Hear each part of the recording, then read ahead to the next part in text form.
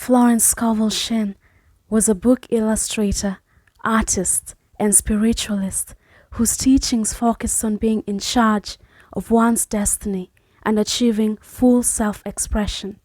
Her work has had a great impact on me, and this is one of her books, The Game of Life, written in 1925. The game. Most people consider life a battle, but it is not a battle, it is a game. It is a game, however, which cannot be played successfully without the knowledge of the spiritual law. And the Old and the New Testaments give the rules of the game with wonderful clearness. Jesus Christ taught that it was a great game of giving and receiving. Whatsoever a man soweth, that shall he also reap. This means that whatever man sends out in word or deed will return to him. What he gives, he will receive. If he gives hate, he'll receive hate. If he gives love, he'll receive love. If he gives criticism, he'll receive criticism. If he lies, he'll be lied to. If he cheats, he'll be cheated. We are also taught that the imaging faculty plays a leading part in the game of life. Keep thy heart or imagination with all diligence, for out of it are the issues of life. Proverbs chapter 4, verse 23. This means that what man images sooner or later externalizes in his affairs. I know of a man who feared a certain disease. It was a very rare disease and difficult to get, but he pictured it continually and read about it until it manifested in his body, and he died, the victim of distorted imagination. So we see, to play successfully the game of life, we must train the imaging faculty. A person with an imaging faculty trained to image only good brings into his life every righteous desire of his heart: health, wealth, love, friends, perfect self-expression, his highest ideals. The imagination has been called the scissors of the mind, and it is ever cutting day by day the pictures man sees there, and sooner or later he meets his own creations in his outer world. To train the imagination successfully, man must understand the workings of his mind. The Greeks said, "Know thyself." There are three departments of the mind: the subconscious, conscious, and superconscious. The subconscious is simply power without direction. It is like steam or electricity. It does what it is directed to do. It has no power of induction. Whatever man feels deeply or images clearly is impressed upon the subconscious mind and carried out in minutious detail. For example, a woman I know, when a child, always made believe she was a widow. She dressed up in black clothes and wore a long black veil, and people thought she was very clever and amusing. She grew up and married a man with whom she was deeply in love. In a short time, he died, and she wore black and a sweeping veil for many years. The picture of herself as a widow was impressed upon the subconscious mind, and in due time worked itself out, regardless of the havoc created. The conscious mind has been called mortal or carnal mind.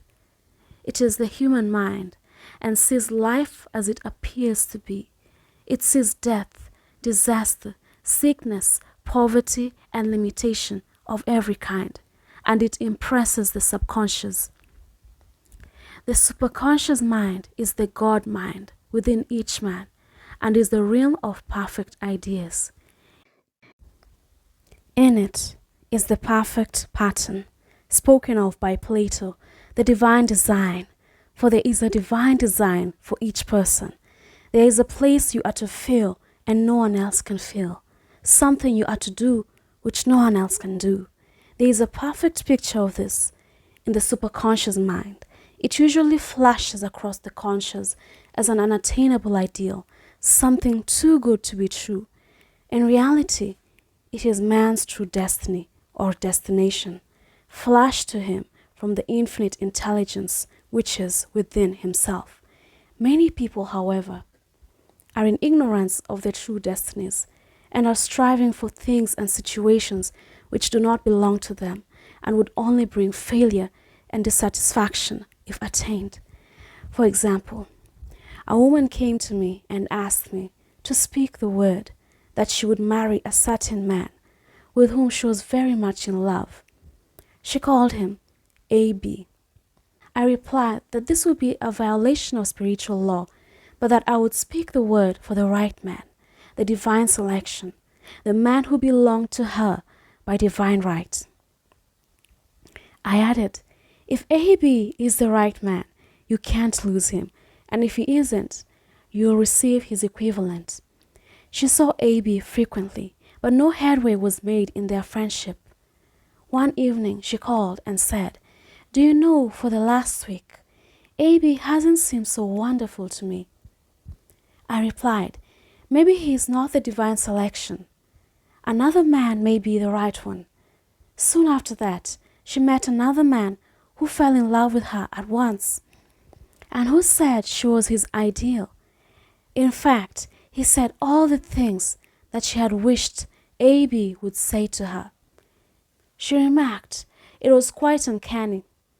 She soon returned his love and lost all interest in A.B. This shows the law of substitution. A right idea was substituted for a wrong one. Therefore, there was no loss or sacrifice involved. Jesus Christ said, seek ye first the kingdom of God and his righteousness, and all these things shall be added unto you. And he said, the kingdom was within man. The kingdom is the realm of right ideas, or the divine pattern. Jesus Christ taught that man's words played a leading part in the game of life. By your words ye are justified, and by your words ye are condemned. Many people have brought disaster into their lives through idle words. For example, a woman once asked me why her life was now one of poverty, of limitation. Formerly she had a home, was surrounded by beautiful things, and had plenty of money. We found she had often tired of the management of her home and had said repeatedly, I'm sick and tired of things. I wish I lived in a trunk. And she added, today I am living in that trunk. She had spoken herself into a trunk. The subconscious mind has no sense of humor, and people often joke themselves into unhappy experiences. For example, a woman who had had a great deal of money joked continually about getting ready for the poorhouse. In a few years, she was almost destitute, having impressed the subconscious mind with a picture of lack and limitation. Fortunately, the law works both ways, and a situation of lack may be changed to one of plenty. For example, a woman came to me one hot summer's day for a treatment for prosperity. She was worn out, dejected, and discouraged. She said she possessed just $8 in the world. I said, good. We'll bless the $8 and multiply them as Jesus Christ multiplied the loaves and the fishes. For he taught that every man had the power to bless and to multiply, to heal and to prosper. She said, what shall I do next? I replied, follow intuition. Have you a hunch to do anything or to go anywhere? Intuition means to be taught from within. It is man's unerring guide, and I will deal more fully with its laws in a following chapter. The woman replied, I don't know. I seem to have a hunch to go home. I've just enough money for car fare. Her home was in a distant city and was one of lack and limitation, and the reasoning mind or intellect would have said, stay in New York and get work and make some money. I replied, then go home.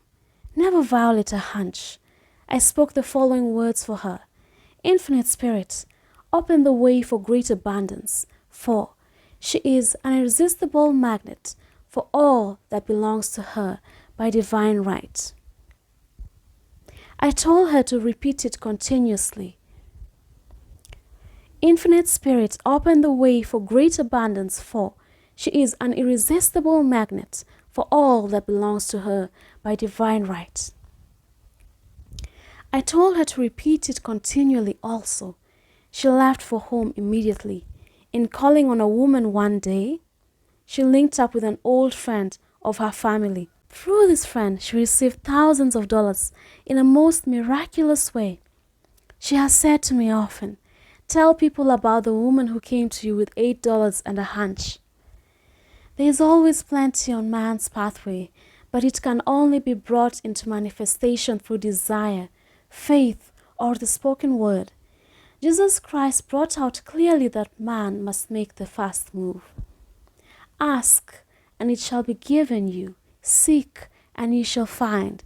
Knock, and it shall be opened unto you. Matthew chapter 7, verse 7. In the scriptures we read, "Concerning the works of my hands, command ye me." Infinite intelligence, God, is ever ready to carry out man's smallest or greatest demands. Every desire uttered or unexpressed is a demand. We are often startled by having a wish suddenly fulfilled. For example, one Easter, having seen many beautiful rose trees in the florist's windows, I wished I would receive one, and for an instant saw it mentally being carried in the door. Easter came, and with it a beautiful rose tree. I thanked my friend the following day and told her it was just what I had wanted. She replied, "I didn't send you a rose tree, I sent you lilies." The man had mixed the order and sent me a rose tree simply because I had started the law in action and I had to have a rose tree. Nothing stands between man and his highest ideals and every desire of his heart but doubt and fear. When man can wish without worrying, every desire will be instantly fulfilled. I will explain more fully in a following chapter the scientific reason for this and how fear must be erased from the consciousness. It is man's only enemy. Fear of lack, fear of failure, fear of sickness, fear of loss, and a feeling of insecurity on some plane. Jesus Christ said, "Why are ye fearful, O ye of little faith?" Matthew chapter 8, verse 26. So we can see we must substitute faith for fear. For fear is only inverted faith. It is faith in evil instead of good. The object of the game of life is to see clearly one's good and to obliterate all mental pictures of evil. This must be done by impressing the subconscious mind with the realization of good. A very brilliant man, who has attained great success, told me he had suddenly erased all fear from his consciousness by reading a sign which hung in a room. He saw printed in large letters this statement, "Why worry? It will probably never happen." These words were stamped indelibly upon his subconscious mind, and he has now a firm conviction that only good can come into his life. Therefore, only good can manifest. In the following chapter, I will deal with the different methods of impressing the subconscious mind. It is man's faithful servant, but one must be careful to give it the right orders. Man has ever a silent listener at his side, his subconscious mind. Every thought, every word is impressed upon it and carried out in amazing detail. It is like a singer making a record on the sensitive disc of the phonographic plate. Every note and tone of the singer's voice is registered. If he coughs or hesitates, it is registered also. So let us break all the old bad records in the subconscious mind, the records of our lives which we do not wish to keep, and make new and beautiful ones. Speak these words aloud with power and conviction. I now smash and demolish, by my spoken word, every untrue record in my subconscious mind. They shall return to the dust heap of their native nothingness, for they came from my own vain imaginings. I now make my perfect records through the Christ within, the records of health, wealth, love, and perfect self-expression. This is the square of life, the game completed. In the following chapters, I will show how man can change his conditions by changing his words. Any man who does not know the power of the word is behind the times. Death and life are in the power of the tongue. Proverbs chapter 18, verse 21. The law of prosperity. Yes, the Almighty shall be thy defense, and thou shalt have plenty of silver. One of the greatest messages given to the race through the scriptures is that God is man's supply, and that man can release, through his spoken word, all that belongs to him by divine right. He must, however, have perfect faith in his spoken word. Isaiah said, "My word shall not return unto me void, but shall accomplish that whereunto it is sent." We know now that words and thoughts are a tremendous vibratory force, ever molding man's body and affairs. A woman came to me in great distress and said she was to be sued on the 15th of the month for $3,000. She knew no way of getting the money and was in despair. I told her God was her supply and that there is a supply for every demand. So I spoke the word. I gave thanks that the woman would receive $3,000 at the right time, in the right way. I told her she must have perfect faith and act her perfect faith. The 15th came, but no money had materialized. She called me on the phone and asked what she was to do. I replied, "It is Saturday, so they won't sue you today. Your part is to act rich, thereby showing perfect faith that she will receive it by Monday." She asked me to lunch with her to keep up her courage. When I joined her at a restaurant, I said, "This is no time to economize. Order an expensive luncheon. Act as if you already have received the $3,000. All things whatsoever ye ask in prayer, believing, ye shall receive." You must act as if you have already received. The next morning, she called me on the phone and asked me to stay with her during the day. I said, "No, you are divinely protected and God is never too late." In the evening, she phoned again, greatly excited, and said, "My dear, a miracle has happened. I was sitting in my room this morning, and when the doorbell rang, I said to the maid, 'Don't let anyone in.' The maid, however, looked out the window and said, 'It's your cousin with a long white beard.' So I said, 'Call him back. I would like to see him.' He was just turning the corner when he heard the maid's voice, and he came back. He talked for about an hour, and just as he was leaving, he said, 'Oh, by the way, how are your finances?' I told him I needed the money, and he said, 'Why, my dear, I will give you $3,000 the first of the month.' I didn't like to tell him I was going to be sued. What shall I do? "I won't receive it till the first of the month, and I must have it tomorrow." I said, "I'll keep on treating." I said, "Spirit is never too late. I give thanks she has received the money on the invisible plane and that it manifests on time." The next morning, her cousin called her up and said, "Come to my office this morning and I will give you the money." That afternoon, she had $3,000 to her credit in the bank and wrote checks as rapidly as her excitement could permit. If one asks for success and prepares for failure, he will get the situation he has prepared for. For example, a man came to me asking me to speak the word that a certain debt would be wiped out. I found he spent his time planning what he would say to the man when he did not pay his bill, thereby neutralizing my words. He should have seen himself paying the debt. We have a wonderful illustration of this in the Bible, relating to the three kings who were in the desert. without water for their men and horses. They consulted the prophet Elisha, who gave them this astonishing message. Thus saith the Lord, Ye shall not see wind, neither shall ye see rain, yet make this valley full of ditches. Man must prepare for the thing he has asked for, when there isn't the slightest sign of it in sight. For example, a woman found it necessary to look for an apartment during the year when there was a great shortage of apartments in New York. It was considered almost an impossibility, and her friends were sorry for her and said, Isn't it too bad? You'll have to store your furniture and live in a hotel. She replied, You needn't feel sorry for me. I'm a superman and I'll get an apartment. She spoke the words. Infinite Spirit opened the way for the right apartment. She knew there was a supply for every demand and that she was unconditioned, working on the spiritual plane, and that one with God is a majority. She had contemplated buying new blankets when the tempter, the adverse thought or reasoning mind, suggested, Don't buy the blankets.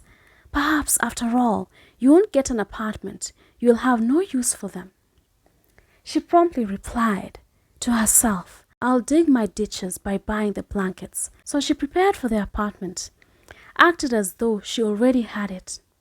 She found one in a miraculous way, and it was given to her, although there were over 200 other applicants. The blankets showed active faith. It is needless to say that the ditches dug by the 3 kings in the desert were filled to overflowing. Read 2 Kings. Getting into the spiritual swing of things is no easy matter for the average person. The advanced thoughts of doubt and fear surge from the subconscious. They are the army of the aliens which must be put to flight. This explains why it is so often darkest before the dawn. A big demonstration is usually preceded by tormenting thoughts. Having made a statement of high spiritual truth, one challenges the old beliefs in the subconscious, and error is exposed to be put out. This is the time when one must make his affirmations of truth repeatedly and rejoice and give thanks that he has already received. Before ye call, I shall answer. This means that every good and perfect gift is already man's, awaiting his recognition. Man can only receive what he sees himself receiving. The children of Israel were told that they could have all the land they could see. This is true of every man.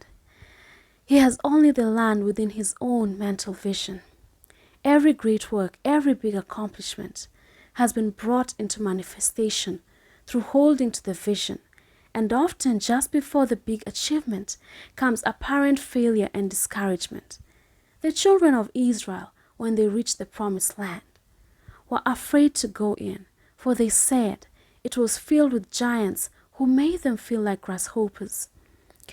And there we saw the giants, and we were in our own sight as grasshoppers. This is almost every man's experience. However, the one who knows spiritual law is undisturbed by appearance and rejoices while he is yet in captivity. That is, he holds to his vision and gives thanks that the end is accomplished, he has received. Jesus Christ gave a wonderful example of this. He said to his disciples, Say not ye, there are yet 4 months, and then cometh the harvest? Behold, I say unto you, lift up your eyes and look on the fields, for they are ripe already to harvest. His clear vision pierced the world of matter, and he saw clearly the 4th-dimensional world, things as they really are, perfect and complete in divine mind. So, man must ever hold the vision of his journey's end and demand the manifestation of that which he has already received. It may be his perfect health, love, supply, self-expression, home, or friends. They are all finished and perfect ideas registered in divine mind, man's own superconscious mind, and must come through him, not to him. For example, a man came to me asking for treatments for success. It was imperative that he raise, within a certain time, $50,000 for his business. The time limit was almost up when he came to me in despair. No one wanted to invest in his enterprise, and the bank had flatly refused the loan. I replied, I suppose you lost your temper while at the bank, therefore your power. You can control any situation if you first control yourself. Go back to the bank, I added, and I will treat. My treatment was, you are identified in love with the spirit of everyone connected with the bank. Let the divine idea come out of this situation. He replied, you was talking about an impossibility. Tomorrow is Saturday. The bank closes at 12, and my train won't get me there until 10, and the time limit is up tomorrow, and anyway, they won't do it. It's too late. I replied, God doesn't need any time and is never too late. With him, all things are possible. I added, I don't know anything about business, but I know all about God. He replied, it all sounds fine when I sit here listening to you, but when I go out it's terrible. He lived in a distant city, and I did not hear from him for a week. Then came a letter. It read, you were right. I raised the money and will never again doubt the truth of all that you told me. I saw him a few weeks later and I said, what happened? You evidently had plenty of time after all. He replied, my train was late and I got there just 15 minutes to 12. I walked into the bank quietly and said, I have come for the loan, and they gave it to me without a question. It was the last 15 minutes of the time allotted to him, and Infinite Spirit was not too late. In this instance, the man could never have demonstrated alone. He needed someone to help him hold on to the vision. This is what one man can do for another. Jesus Christ knew the truth of this when he said, if two of you shall agree on earth as touching anything that they shall ask, it shall be done for them of my Father, which is in heaven. One gets too close to his own affairs and becomes doubtful and fearful. The friend or healer sees clearly the success, health, or prosperity and never wavers because he is not close to the situation. It is much easier to demonstrate for someone else than for oneself, so a person should not hesitate to ask for help if he feels himself wavering. A keen observer of life once said, no man can fail if some one person sees him successful. Such is the power of the vision, and many a great man has owed his success to a wife or sister or a friend who believed in him and held without wavering to the perfect pattern. The power of the word. By the words thou shalt be justified, and by thy words thou shalt be condemned. A person knowing the power of the word becomes very careful of his conversation. He has only to watch the reaction of his words to know that they do not return void. Through his spoken word, man is continually making laws for himself. I knew a man who said, I always miss a car. It invariably pulls out just as I arrive. His daughter said, I always catch a car. It's sure to come just as I get there. This occurred for years. Each had made a separate law for himself, one of failure, one of success. This is the psychology of superstitions. The horseshoe or rabbit's foot contains no power, but man's spoken word and belief that it will bring him good luck creates expectancy in the subconscious mind and attracts a lucky situation. I find, however, this will not work when man has advanced spiritually and knows a higher law. One cannot turn back and must put away graven images. For example, two men in my class had had great success in business for several months when suddenly everything went to smash. We tried to analyze the situation and I found, instead of making the affirmations and looking to God for success and prosperity, they had each bought a lucky monkey. I said, oh, I see. You have been trusting in the lucky monkeys instead of God. Put away the lucky monkeys and call on the law of forgiveness.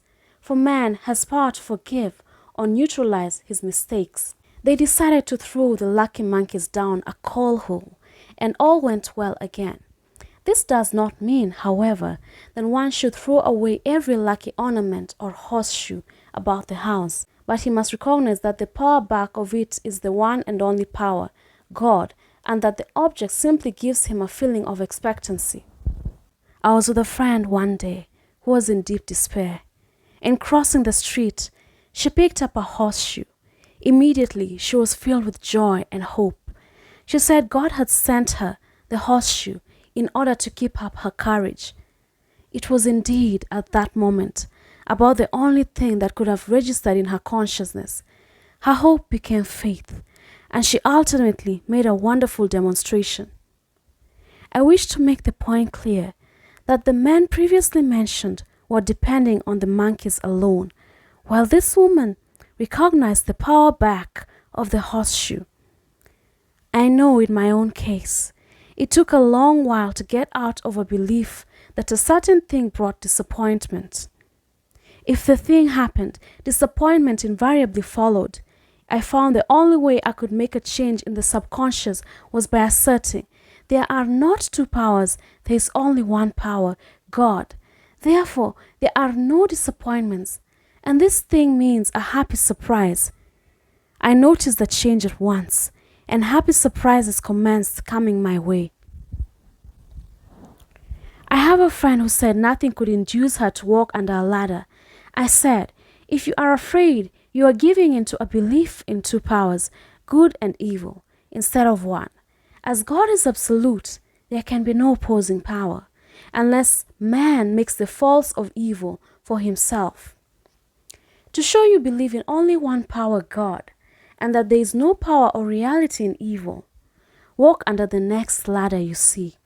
Soon after, she went to her bank. She wished to open her box in the safety deposit vault, and there stood a ladder on her pathway. It was impossible to reach the box without passing under the ladder. She quailed with fear and turned back. She could not face the lion on her pathway. However, when she reached the streets, my words rang in her ears, and she decided to return and walk under it. It was a big moment in her life, for ladders had held her in bondage for years. She retraced her steps to the vault, and the ladder was no longer there. This so often happens. If one is willing to do a thing he is afraid to do, he does not have to. It is the law of non-resistance, which is so little understood. Someone has said that courage contains genius and magic. Face a situation fearlessly, and there is no situation to face. It falls away of its own weight. The explanation is that fear attracted the ladder on the woman's pathway, and fearlessness removed it. Thus, the invisible forces are ever working for man, who is always pulling the strings himself, though he does not know it. Owing to the vibratory power of words, whatever man voices, he begins to attract. People who continually speak of disease invariably attract it. After man knows the truth, he cannot be too careful of his words. For example, I have a friend who often says on the phone, "Do come to see me and have a fine, old-fashioned chat." This old-fashioned chat means an hour of about 500 to 1,000 destructive words, the principal topics being loss, lack, failure, and sickness. I reply, "No thank you. I've had enough old-fashioned chats in my life. They are too expensive, but I will be glad to have a new-fashioned chat and talk about what we want, not what we don't want." There's an old saying that man only dares use his words for three purposes: to heal, bless, or prosper. What man says of others will be said of him, and what he wishes for another, he is wishing for himself. Curses like chickens come home to roost. If a man wishes someone bad luck, he is sure to attract bad luck himself. If he wishes to aid someone to success, he is wishing and aiding himself to success. The body may be renewed and transformed through the spoken word and clear vision, and disease be completely wiped out of the consciousness. The metaphysician knows that all disease has a mental correspondence, and in order to heal the body, one must first heal the soul. The soul is the subconscious mind, and it must be saved from wrong thinking. In the 23rd Psalm we read, "He restoreth my soul." This means that the subconscious mind or soul must be restored with the right ideas, and the mystical marriage is the marriage of the soul and the spirit, or the subconscious and superconscious mind.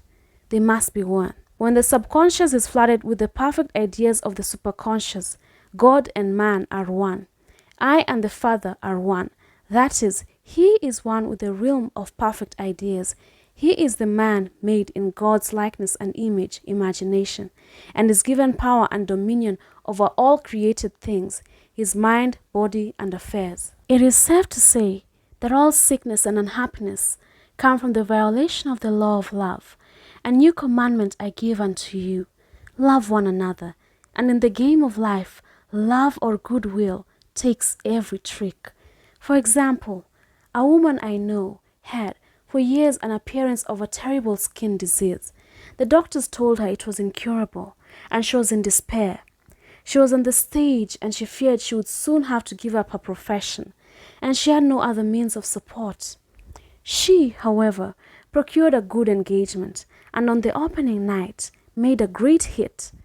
She received flattering notices from the critics and was joyful and elated.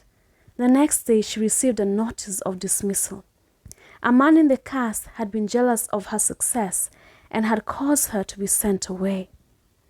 She felt hatred and resentment taking complete possession of her, and she cried out, "Oh God, don't let me hate that man." That night she worked for hours in the silence.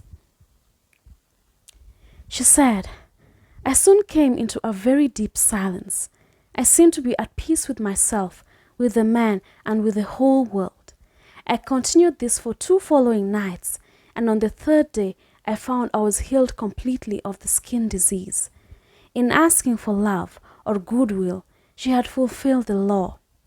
For love is the fulfilling of the law, and the disease which came from subconscious resentment was wiped out." Continual criticism produces rheumatism. As critical, inharmonious thoughts cause unnatural deposits in the blood, which settle in the joints. False growths are caused by jealousy, hatred, unforgiveness, fear, etc. Every disease is caused by a mind not at ease. I said once in my class, "There is no use asking anyone, 'What's the matter with you?' We might just as well say, 'Who's the matter with you?'" Unforgiveness is the most prolific cause of disease. It will harden arteries or liver and affect the eyesight. In its train are endless ills. I called on a woman one day who said she was ill from having eaten a poisoned oyster. I replied, "Oh no, the oyster was harmless. You poisoned the oyster. What's the matter with you?" She answered, "Oh, about 19 people. She had quarreled with 19 people and had become so inharmonious that she attracted the wrong oyster." And inharmony on the external indicates there is mental inharmony, as within, so without.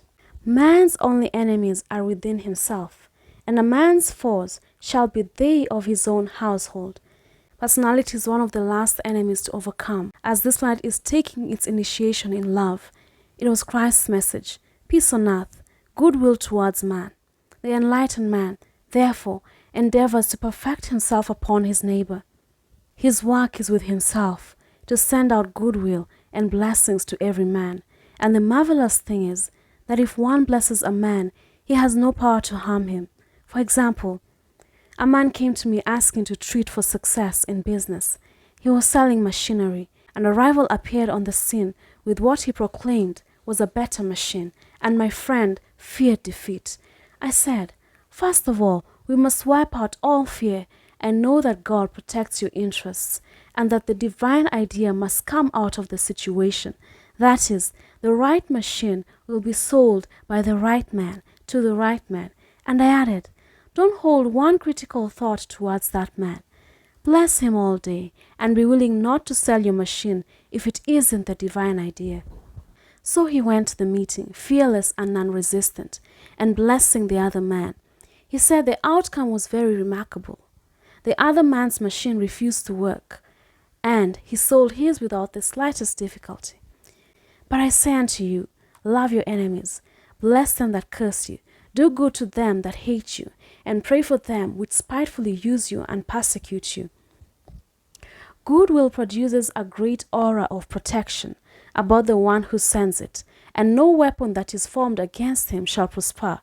In other words, love and goodwill destroy the enemies within oneself, and therefore one has no enemies on the external. There is peace on earth for him who sends goodwill to man. The law of non-resistance. Resist not evil.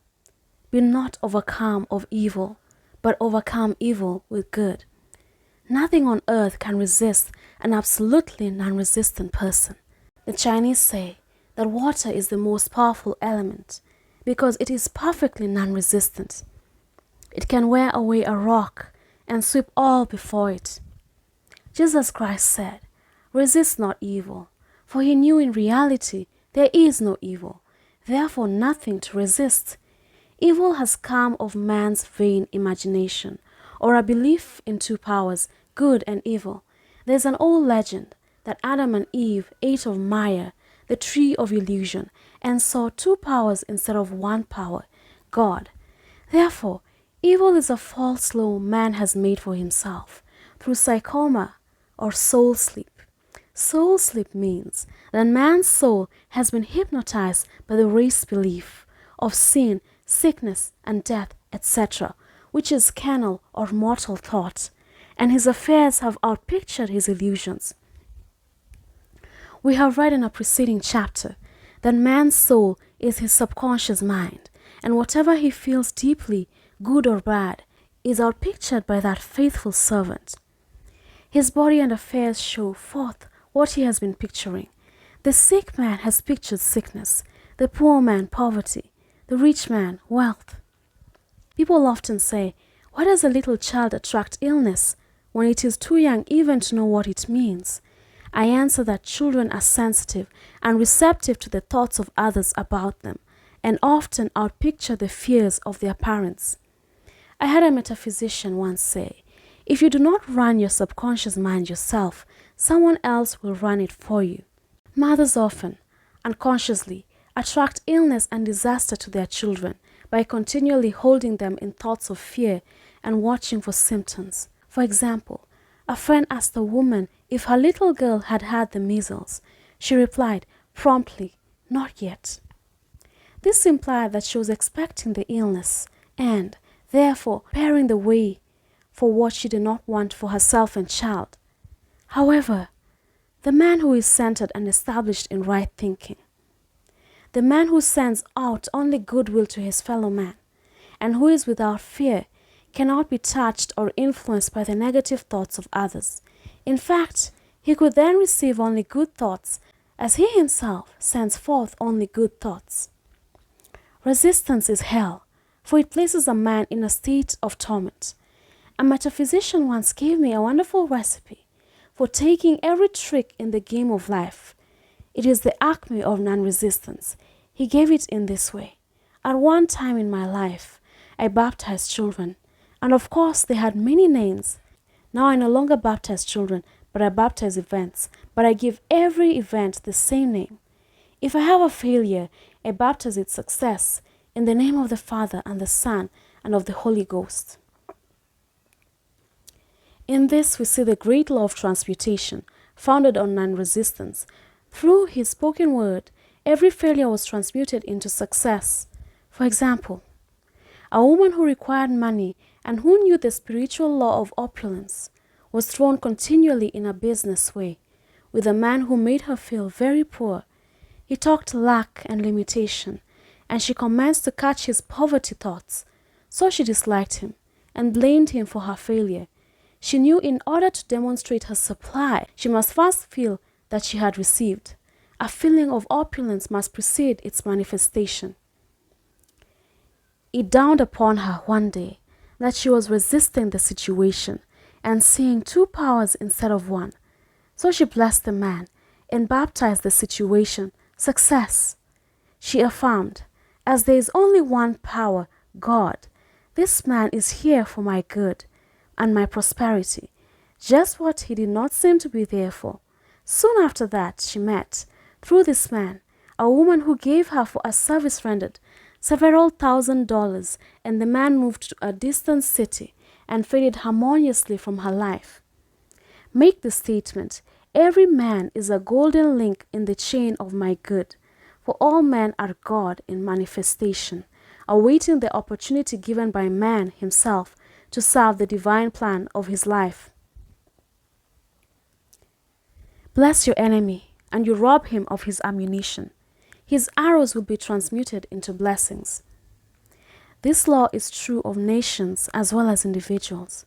Bless a nation, send love and goodwill to every inhabitant, and it is robbed of its power to harm. Man can only get the right idea of non-resistance through spiritual understanding. My students have often said, "I don't want to be a doormat." I reply, when you use non-resistance with wisdom, no one will ever be able to walk over you. Another example.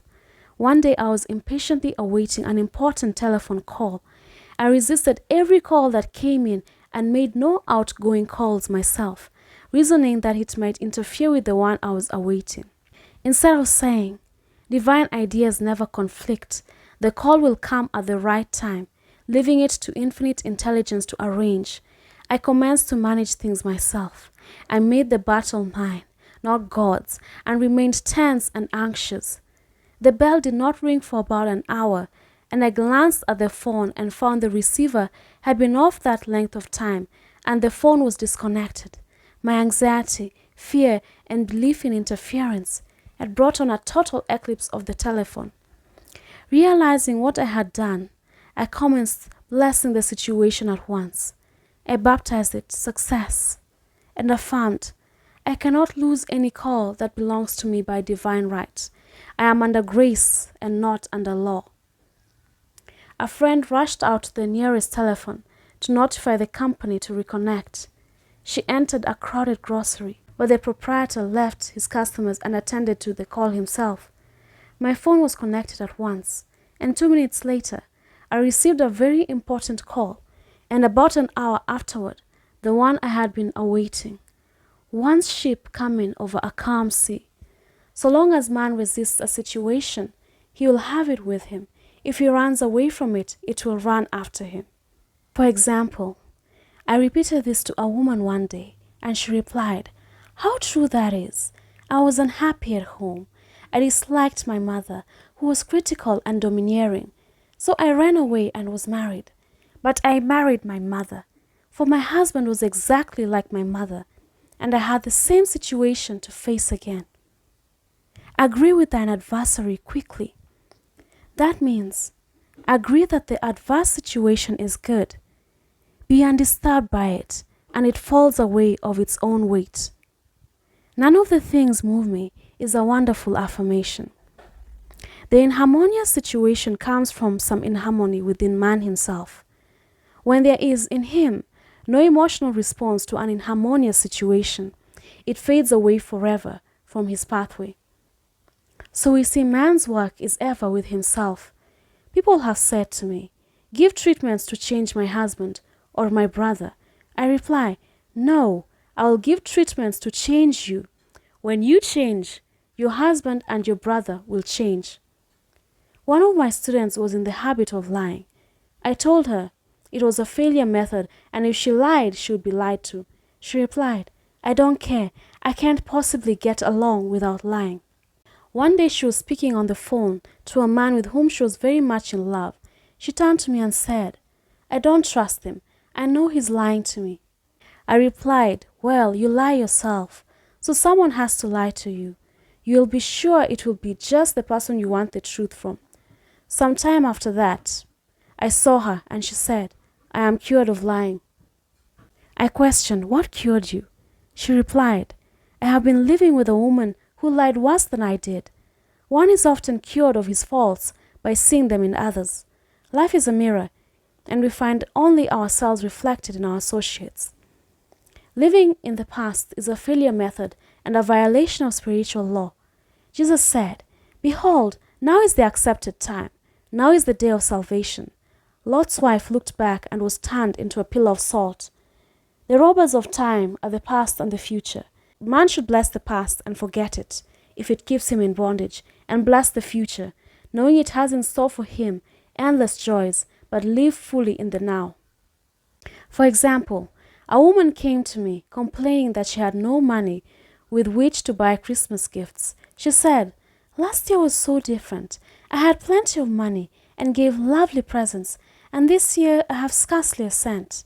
I replied, "You will never demonstrate money while you are pathetic and live in the past. Live fully in the now and get ready to give Christmas presents. Dig your ditches and the money will come." She exclaimed, "I know what to do. I will buy some tinsel twine, Christmas seals and wrapping paper." I replied, "Do that, and the presents will come and stick themselves to the Christmas seals."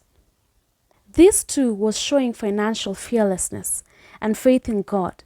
As the reasoning mind said, "Keep every cent you have, as you are not sure you will get any more." She bought the seals, paper, and twine, and a few days before Christmas, received a gift of several $100s.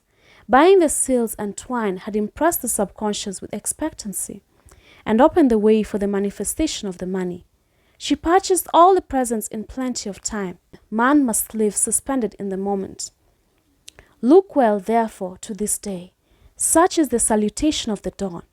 He must be spiritually alert, ever awaiting his leads, taking advantage of every opportunity.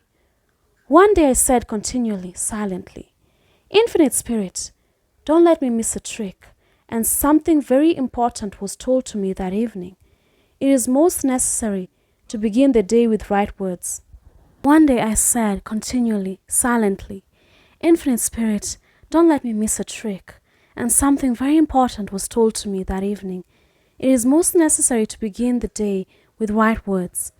Make an affirmation immediately upon waking. For example, "Thy will be done this day. Today is a day of completion. I give thanks for this perfect day.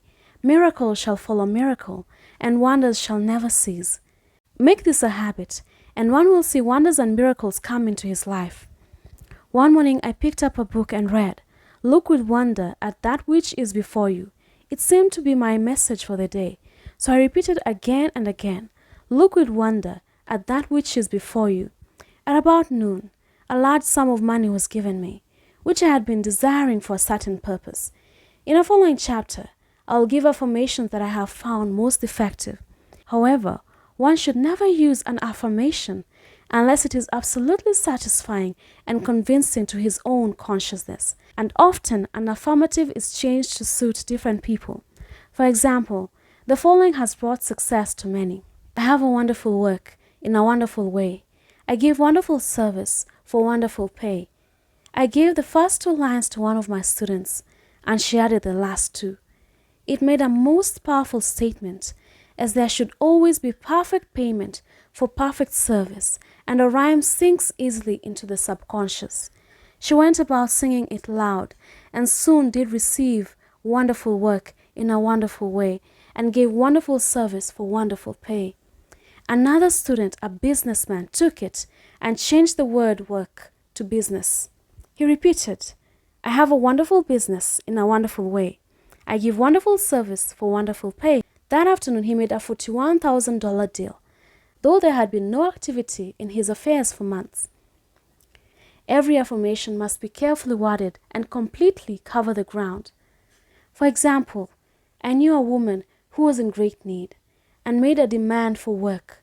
She received a great deal of work, but was never paid anything. She now knows to earn wonderful service for wonderful pay. It is man's divine right to have plenty, more than enough. His barns should be full, and his cup should flow over. This is God's idea for man, and when man breaks down the barriers of lack in his own consciousness, the golden age will be his, and every righteous desire of his heart fulfilled. The law of karma and the law of forgiveness. Man receives only that which he gives. The game of life is a game of boomerangs. Man's thoughts, deeds, and words return to him sooner or later, with outstanding accuracy. This is the law of karma, which is Sanskrit for come back. Whatsoever a man soweth, that shall he also reap. For example, a friend told me this story of herself, illustrating the law. She said, I make all my karma on my aunt. Whatever I say to her, someone says to me. I am often irritable at home, and one day say to my aunt, who was talking to me during dinner, "No more talk, I wish to eat in peace." The following day, I was lunching with a woman with whom I wished to make a great impression. I was talking animatedly when she said, "No more talk, I wish to eat in peace." My friend is high in consciousness, so her karma returns much more quickly than to one on the mental plane. The more man knows, the more he is responsible for, and a person with a knowledge of spiritual law, which he does not practice, suffers greatly in consequence. The fear of the Lord, law, is the beginning of wisdom. If we read the word Lord, law, it will make many passages in the Bible much clearer. Vengeance is mine. I will repay, saith the Lord, law. It is the law which takes vengeance, not God. God sees man perfect, created in his own image, imagination, and given power and dominion. This is the perfect idea of man, registered in divine mind, awaiting man's recognition. For man can only be what he sees himself to be, and only attain what he sees himself attaining. Nothing ever happens without an onlooker, is an ancient saying. Man sees first his failure or success, his joy or sorrow, before it swings into visibility from the scenes set in his own imagination. We have observed this in the mother picturing disease for her child, or a woman seeing success for her husband. Jesus Christ said, "And ye shall know the truth, and the truth shall make you free." So we see freedom from all unhappy conditions comes through knowledge, and knowledge of spiritual law. Obedience precedes authority, and the law obeys man when he obeys the law. The law of electricity must be obeyed before it becomes man's servant. When handled ignorantly, it becomes man's deadly foe. So with the laws of the mind. For example, a woman with a strong personal will wished she owned a house which belonged to an acquaintance, and she often made mental pictures of herself living in the house. In the course of time, the man died, and she moved into the house. Several years afterwards, coming into the knowledge of spiritual law, she said to me, "Do you think I had anything to do with that man's death?" I replied, "Yes, your desire was so strong. Everything made way for it, but you paid your karmic death.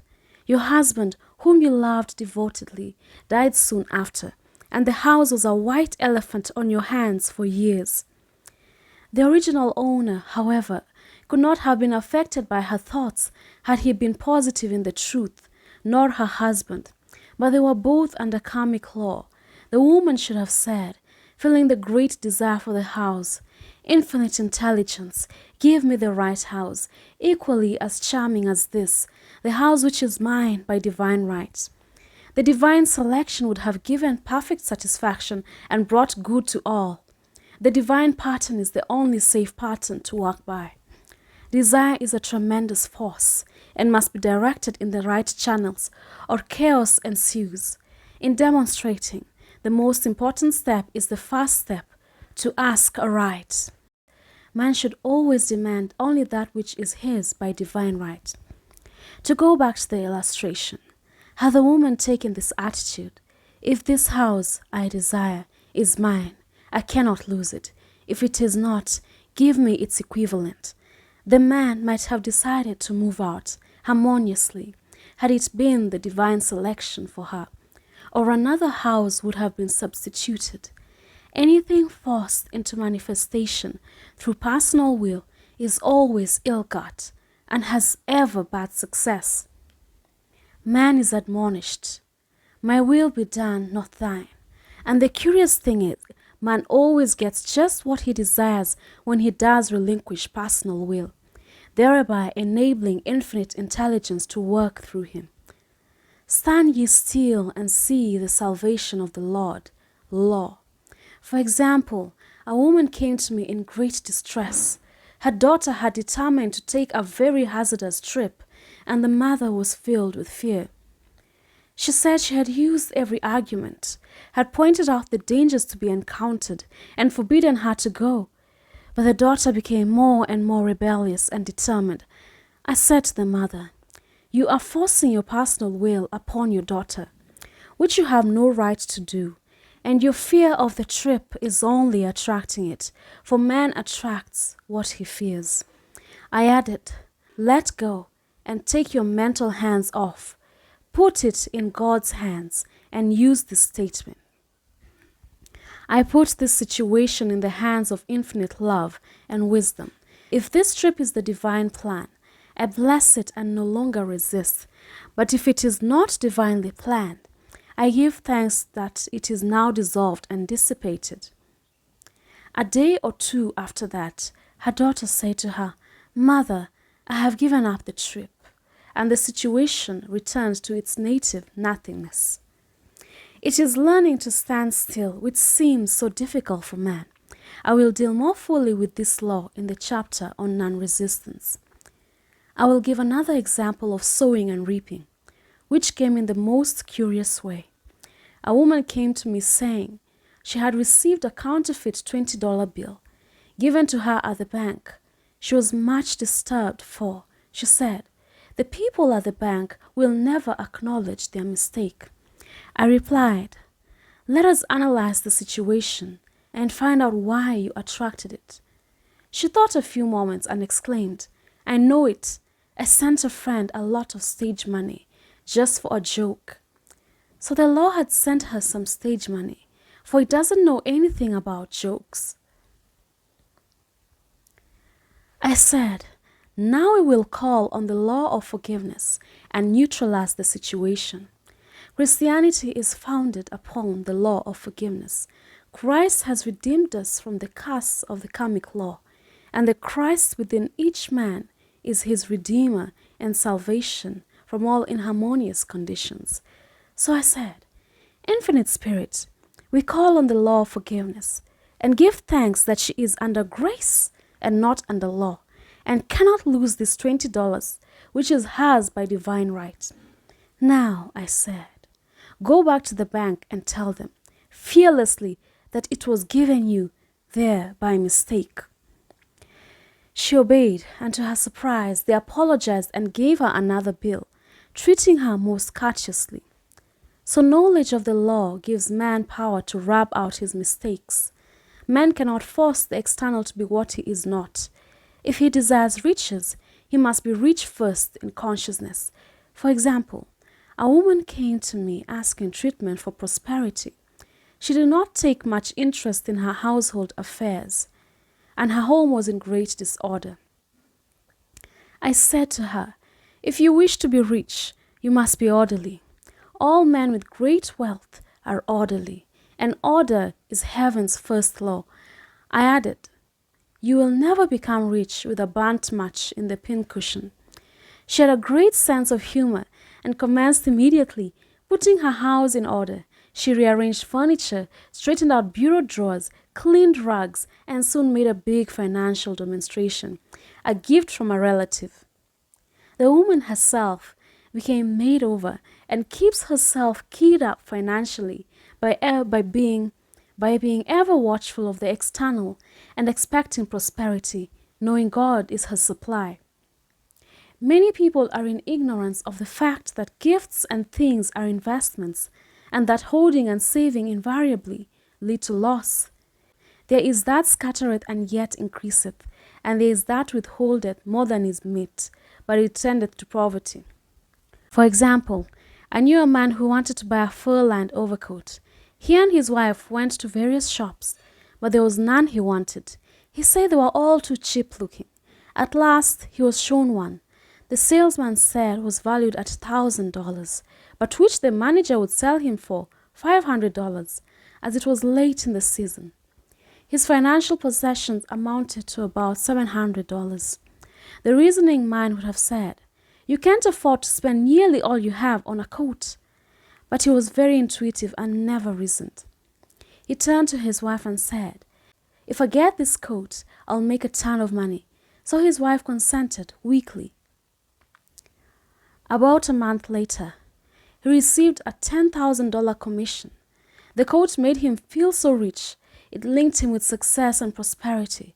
Without the coat, he would not have received the commission.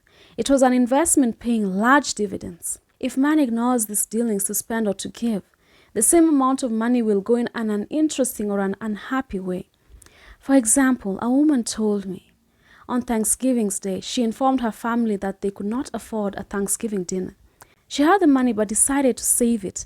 A few days later, someone entered her room and took from the bureau drawer the exact amount the dinner would have cost. The law always stands back of the man who spends fearlessly with wisdom. For example, one of my students was shopping with her little nephew. The child clamored for a toy, which she told him she could not afford to buy. She realized immediately that she was seeing lack and not recognizing God as her supply. So she bought the toy and on her way home picked up in the street the exact amount of money she had paid for it. Man's supply is inexhaustible and unfailing when fully trusted. But faith or trust must precede demonstration. According to your faith be it unto you. Faith is the substance of things hoped for, the evidence of things not seen.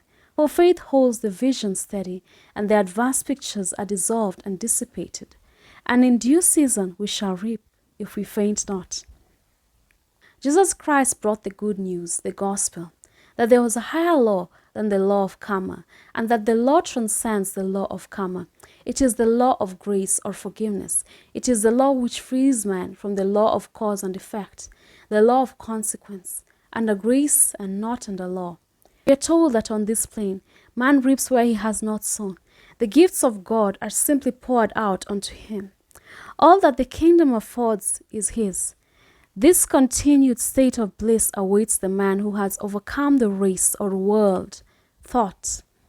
In the world thought there is tribulation, but Jesus Christ said, "Be of good cheer, I have overcome the world." The world thought is that of sin, sickness, and death. He saw their absolute unreality and said, "Sickness and sorrow shall pass away, and death itself, the last enemy, be overcome." We know now, from a scientific standpoint, that death could be overcome by stamping the subconscious mind with the conviction of eternal youth and eternal life. The subconscious, being simply power without direction, carries out orders without questioning. Working under the direction of the superconscious, the Christ or God within man, the resurrection of the body would be accomplished. Man would no longer throw off his body in death. It would be transformed into the body electric, sung by Walt Whitman, for Christianity is founded upon the forgiveness of sins and an empty tomb. Casting the burden, impressing the subconscious. When man knows his own powers and the workings of his mind, his great desire is to find an easy and quick way to impress the subconscious with good, for simply an intellectual knowledge of the truth will not bring results. In my own case, I found the easiest way is in casting the burden. A metaphysician once explained it in this manner.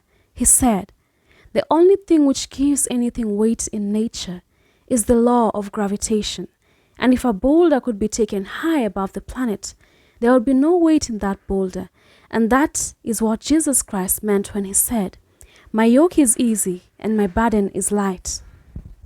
He had overcome the world vibration and functioned in the fourth dimensional realm where there is only perfection, completion, life and joy. He said, "Come to me, all ye that labor and are heavy laden, and I will give you rest. Take my yoke upon you, for my yoke is easy and my burden is light." We are also told in the 55th Psalm to cast thy burden upon the Lord. Many passages in the Bible state that the battle is God's, not man's, and that man is always to stand still and see the salvation of the Lord. This indicates that the superconscious mind, or Christ within, is the department which fights man's battle and relieves him of burdens. We see therefore that man violates law if he carries a burden, and a burden is an adverse thought or condition, and this thought or condition has its root in the subconscious. It seems almost impossible to make any headway, directing the subconscious from the conscious or reasoning mind, as the reasoning mind, the intellect, is limited in its conceptions and filled with doubts and fears. How scientific it is, then, to cast the burden upon the superconscious mind, or Christ within, where it is made light or dissolved into its native nothingness. For example, a woman in urgent need of money made light upon the Christ within, the superconscious, with the statement, I cast this burden of lack on the Christ within, and I go free to have plenty. The belief in lack was her burden, and as she cast it upon the superconscious with its belief of plenty, an avalanche of supply was the result. We read, the Christ in you, the hope of glory. Another example, one of my students had been given a new piano, and there was no room in her studio for it until she had moved out the old one. She was in a state of perplexity. She wanted to keep the old piano, but knew of no place to send it. She became desperate, as the new piano was to be sent immediately. In fact, was on its way, with no place to put it.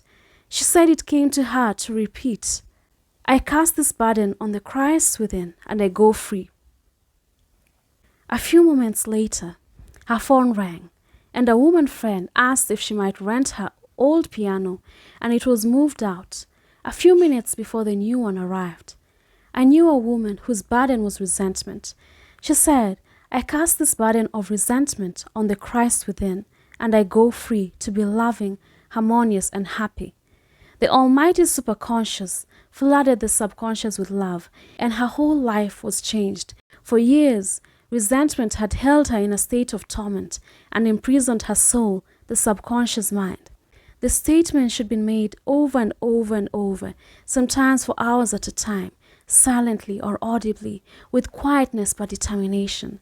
I have often compared it to winding up a victrola. We must wind ourselves up with spoken words. I have noticed in casting the burden, after a little while, one seems to see clearly. It is impossible to have clear vision while in the throes of carnal mind. Doubts and fear poison the mind and body, and imagination runs riot, attracting disaster and disease. In steadily repeating the affirmation, I cast this burden on the Christ within and go free. The vision clears, and with it a feeling of relief, and sooner or later comes the manifestation of good, be it health, happiness, or supply. One of my students once asked me to explain the darkness before the dawn. I referred in a preceding chapter to the fact that often, before the big demonstration, everything seems to go wrong, and deep depression clouds the consciousness. It means that out of the subconscious are rising the doubts and fears of the ages. These old derelicts of the subconscious rise to the surface, to be put out. It is then that man should clap his cymbals like Jehoshaphat and give thanks that he is saved, even though he seems surrounded by the enemy. The situation of lack or disease. The student continued, how long must one remain in the dark? And I replied, until one can see in the dark. And casting the burden enables one to see in the dark. In order to impress the subconscious, active faith is always essential. Faith without works is dead. In these chapters, I have endeavored to bring out this point.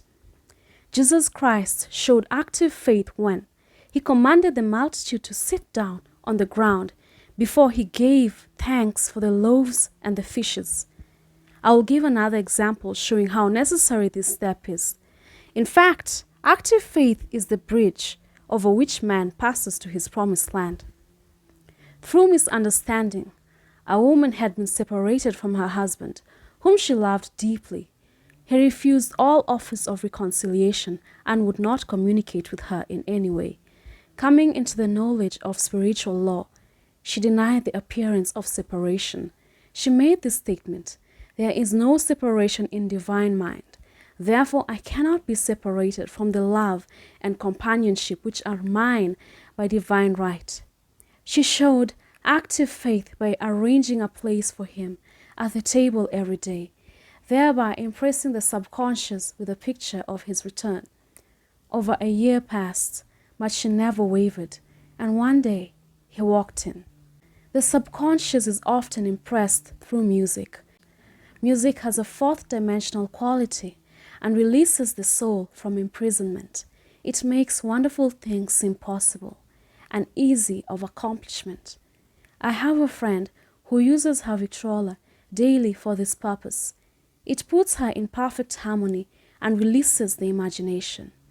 Another woman often dances while making her affirmations. The rhythm and harmony of music and motion carry her words forth with tremendous power. The student must remember also not to despise the day of small things. Invariably, before a demonstration come signs of land. Before Columbus reached America, he saw buds and twigs which showed him land was near. So it is with a demonstration. But often the student mistakes it for the demonstration itself and is disappointed. For example, a woman had spoken the word for a set of dishes. Not long afterwards, a friend gave her a dish which was old and cracked. She came to me and said, "Well, I asked for a set of dishes, and all I got was a cracked plate." I replied, "The plate was only signs of land. It shows your dishes are coming. Look upon it as birds and seaweed, and not long afterwards the dishes came." Continually make believe impresses the subconscious. If one makes believe he is rich and makes believe he is successful, in due time he will reap. Children are always making believe. And except ye be converted and become as little children, ye shall not enter the kingdom of heaven. For example, I know a woman who was very poor, but no one could make her feel poor. She earned a small amount of money from rich friends, who constantly reminded her of her poverty and to be careful and saving. Regardless of their admonitions, she would spend all her earnings on a hat or make someone a gift and be in a rapturous state of mind. Her thoughts were always centered on beautiful clothes and rings and things, but without envying others. She lived in the world of the wondrous, and only riches seemed real to her. Before long, she married a rich man, and the rings and things became visible. I do not know whether the man was the divine selection, but opulence had to manifest in her life, as she had imagined only opulence. There is no peace or happiness for man until he has erased all fear from the subconscious. Fear is misdirected energy and must be redirected or transmuted into faith. Jesus Christ said, "Why are ye fearful, O ye of little faith? All things are possible to him that believeth." I am asked so often by my students, how can I get rid of fear? I reply, by walking up to the thing you are afraid of. The lion takes its fierceness from your fear. Walk up to the lion and he will disappear. Run away and he runs after you. I have shown in previous chapters how the lion of lack disappeared when the individual spent money fearlessly, showing faith that God was his supply and therefore unfailing. Many of my students have come out of the bondage of poverty and are now bountifully supplied through losing all fear of letting money go out. The subconscious is impressed with the truth that God is the giver and the gift. Therefore, as one is one with the giver, he is one with the gift. A splendid statement is, I now thank God the giver for God the gift. Man has so long separated himself from his good and his supply through thoughts of separation and lack, that sometimes it takes dynamite to dislodge these false ideas from the subconscious, and the dynamite is a big situation. We see in the foregoing illustration how the individual was freed from his bondage by showing fearlessness. Man should watch himself hourly to detect if his motive for action is fear or faith. Choose ye this day whom we shall serve, fear or faith. Perhaps one's fear is of personality. Then do not avoid the people feared. Be willing to meet them cheerfully, and they will either prove golden links in the chain of one's good or disappear harmoniously from one's pathway. Perhaps one's fear is one of disease or germs. Then one should be fearless and undisturbed in a germ-laden situation, and he would be immune. One can only contract germs while vibrating at the same rate as the germ, and fear drags man down to the level of the germ. Of course, the disease-laden germ is the product of the carnal mind, as all thought must objectify. Germs do not exist in the superconscious or divine mind, therefore are the product of man's vain imagination. In the twinkling of an eye, man's release will come when he realizes there is no power in evil. The material world will fade away, and the fourth dimensional world, the world of the wondrous, will swing into manifestation. And I saw a new heaven and a new earth, and there shall be no more death, neither sorrow nor crying, neither shall there be any more pain, for the former things are passed away. The next chapter is love. Every man on this planet is taking his initiation in love. A new commandment I give unto you, that ye love one another. Ounspanky states in Tatiam Organum that love is a cosmic phenomenon and opens to man the fourth dimensional world, the world of the wondrous. Real love is selfless and free from fear. It pours itself out upon the object of its affection without demanding any return. Its joy is in the joy of giving. Love is God in manifestation and the strongest magnetic force in the universe. Pure, unselfish, love draws to itself its own. It does not need to seek or demand. Scarcely anyone has the faintest conception of real love. Man is selfish, tyrannical, or fearful in his affections, thereby losing the thing he loves.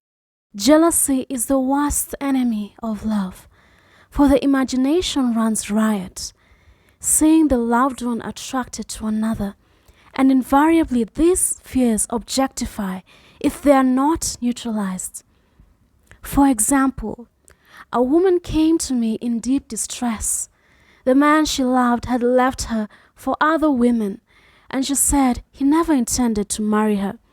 She was torn with jealousy and resentment, and said she hoped he would suffer as he had made her suffer, and added, "How could he leave me when I loved him so much?" I replied, "You are not loving that man, you are hating him," and added, "You can never receive what you have never given. Give a perfect love, and you will receive a perfect love. Perfect yourself on this man. Give him a perfect and selfish love, demanding nothing in return. Do not criticize or condemn, and bless him wherever he is." She replied, "No, I won't bless him unless I know where he is." "Well," I said, "that is not real love."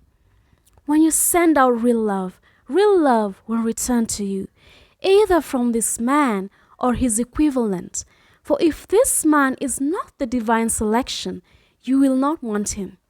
As you are one with God, you are one with the love which belongs to you by divine right. Several months passed, and matters remained about the same, but she was working conscientiously with herself. I said, "When you are no longer disturbed by his cruelty, he will cease to be cruel, as you are attracting it through your own emotions." Then I told her of a brotherhood in India who never said good morning to each other. They used the words, "I salute the divinity in you." They saluted the divinity in every man and in the wild animals in the jungle, and they were never harmed, for they saw only God in every living thing. I said, "Salute the divinity in this man, and say, I see your divine self only. I see you as God sees you, perfect, made in his image and likeness." She found she was becoming more poised and gradually lost her resentment. He was a captain, and she always called him the Cap.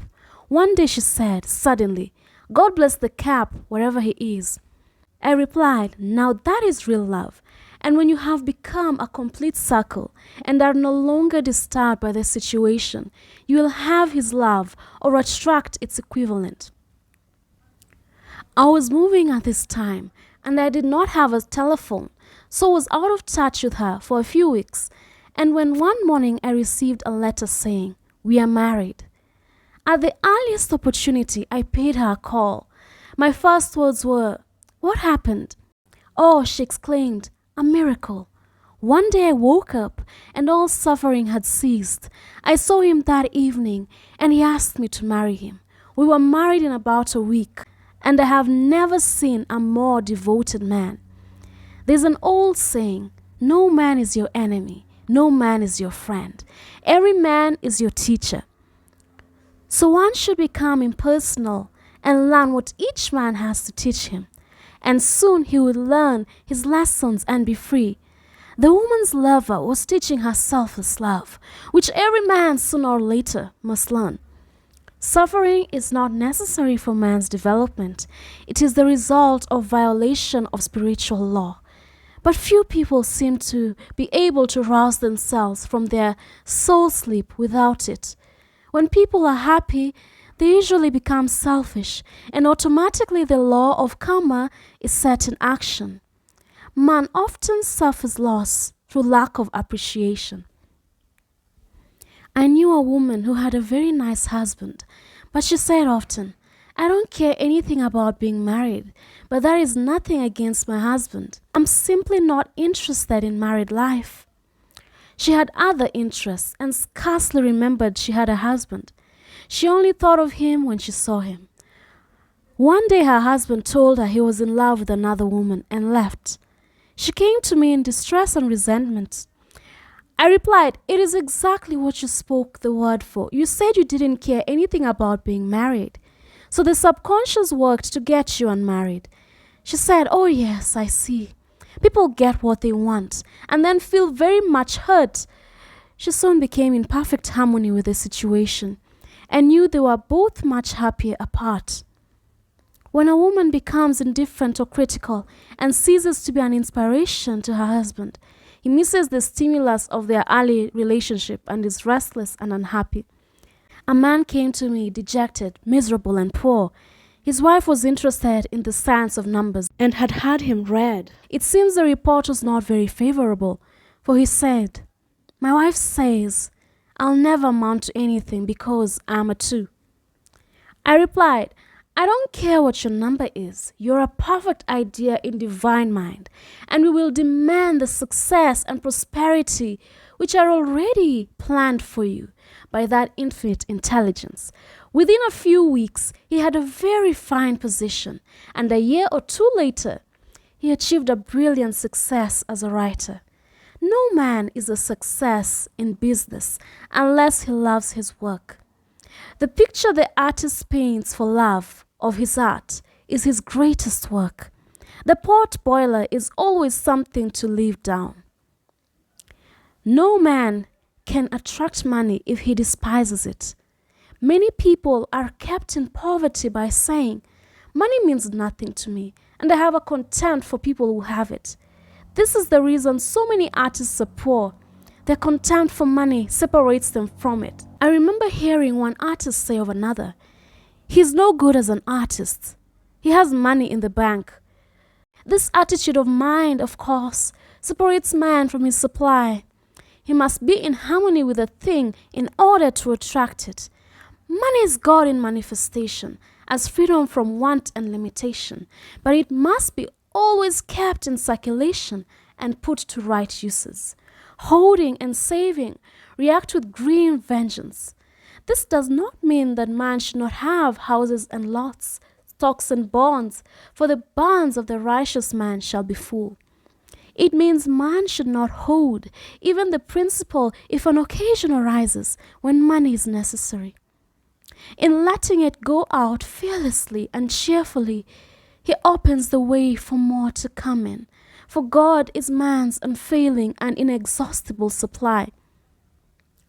This is the spiritual attitude towards money, and the great bank of the universal never fails. We see an example of holding in the film production of greed. The woman won $5,000 in a lottery, but would not spend it. She held it and saved. let her husband suffer and starve, and eventually she scrubbed floors for a living. She loved the money itself and put it above everything. And one night she was murdered and the money taken from her. This is an example of where love of money is the root of all evil. Money in itself is good and beneficial, but used for destructive purposes, hoarded and saved, or considered more important than love, brings disease and disaster, and the loss of the money itself. Follow the path of love, and all things are added. For God is love, and God is supply. Follow the path of selfishness and greed, and the supply vanishes, or man is separated from it. For example, I knew the case of a very rich woman who hoarded her income. She rarely gave anything away, but bought and bought and bought things for herself. She was very fond of necklaces, and a friend once asked her how many she possessed. She replied, 67. She bought them and put them away, carefully wrapped in tissue paper. Had she used the necklaces, it would have been quite legitimate, but she was violating the law of use. Her closets were filled with clothes she never wore and jewels which never saw the light. The woman's arms were gradually becoming paralyzed from holding on to things, and eventually she was considered incapable of looking after her affairs, and her wealth was handed over to others to manage. So man, in ignorance of the law, brings about his own destruction. All disease, all unhappiness comes from the violation of the law of love. Man's boomerangs of hate, resentment, and criticism come back laden with sickness and sorrow. Love seems almost a lost art, but the man with the knowledge of spiritual law knows it must be regained, for without it he has become a sounding brass and tinkling cymbals. For example, I had a student who came to me month after month to clean her consciousness of resentment. After a while, she arrived at the point where she resented only one woman. But that one woman kept her busy. Little by little, she became poised and harmonious, and one day, all resentment was wiped out.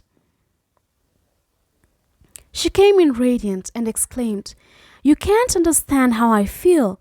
The woman said something to me, and instead of being furious, I was loving and kind."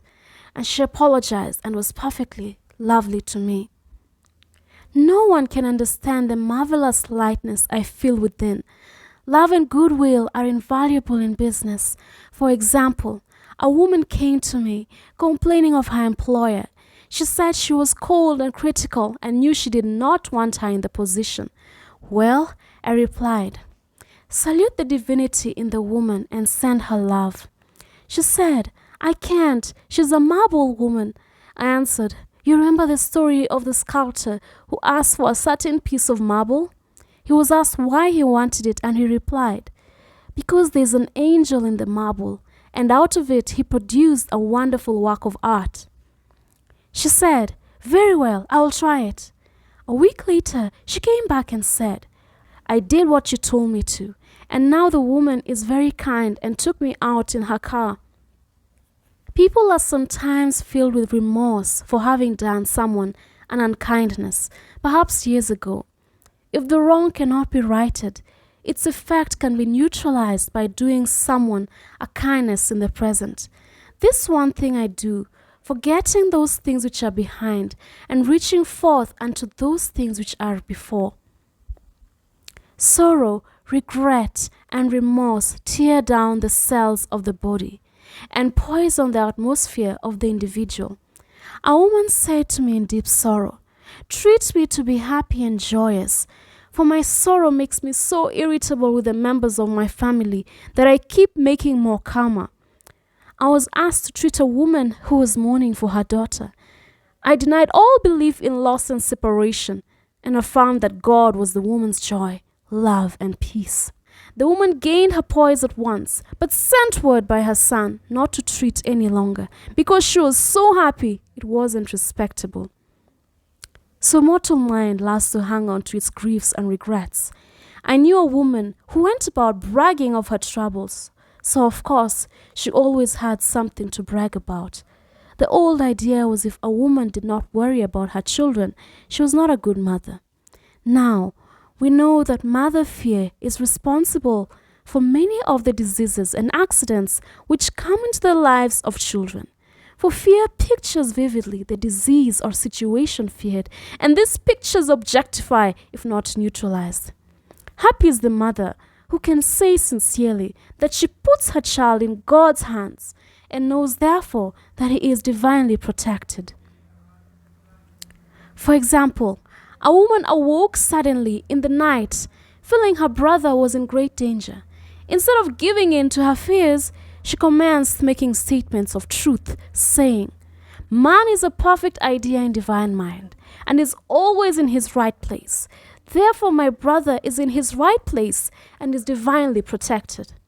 The next day, she found that her brother had been in close proximity to an explosion in a mine, but had miraculously escaped.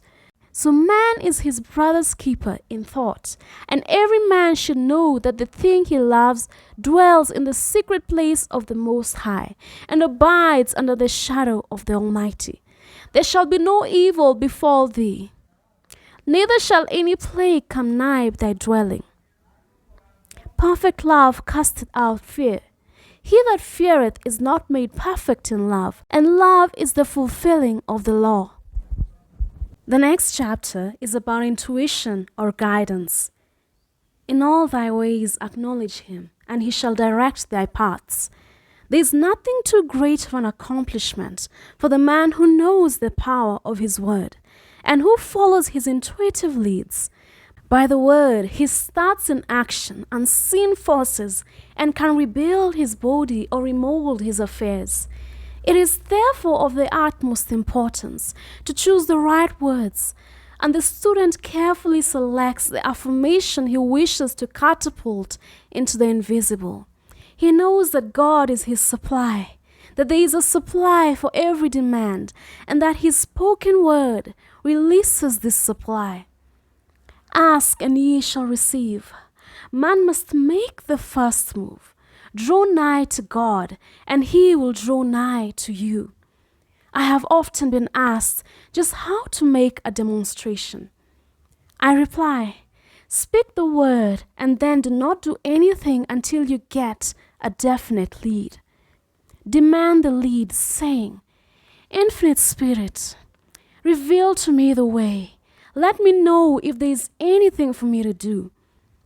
The answer will come through intuition or a hunch, a chance remark from someone, or a passage in a book, etc. The answers are sometimes quite startling in their exactness. For example, a woman desired a large sum of money. She spoke the words, Infinite Spirit, open the way for my immediate supply. Let all that is mine by divine right now reach me in great avalanches of abundance. Then she added, give me a definite lead. Let me know if there is anything for me to do. The thought came quickly. Give a certain friend who had helped her spiritually $100.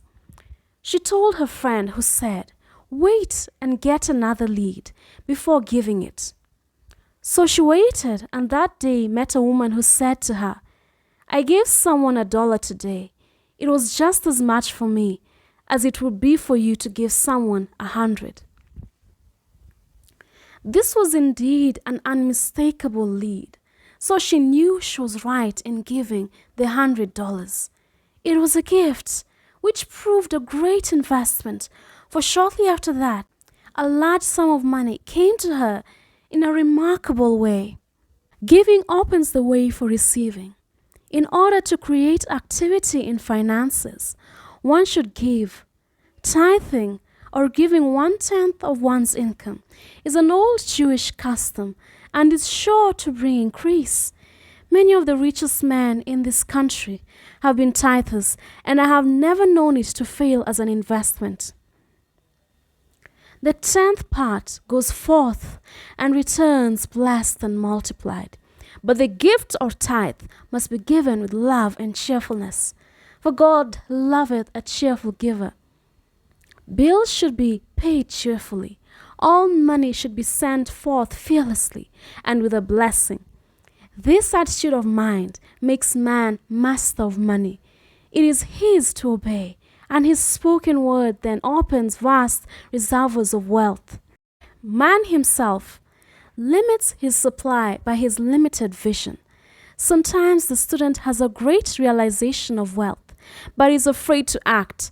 The vision and action must go hand in hand, as in the case of the man who bought the fur-lined overcoat. A woman came to me asking me to speak the word for opposition.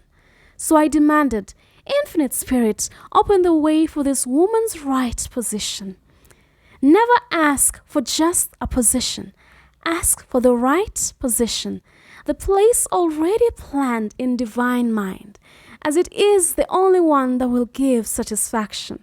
I then gave thanks that she had already received, and that it would manifest quickly.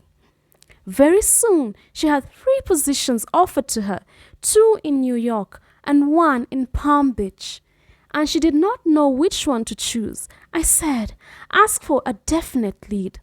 The time was almost up and was still undecided when one day she telephoned.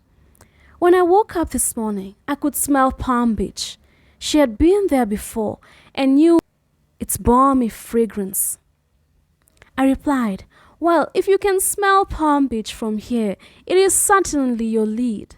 She accepted the position, and it proved a great success. Often one's lead comes at an unexpected time.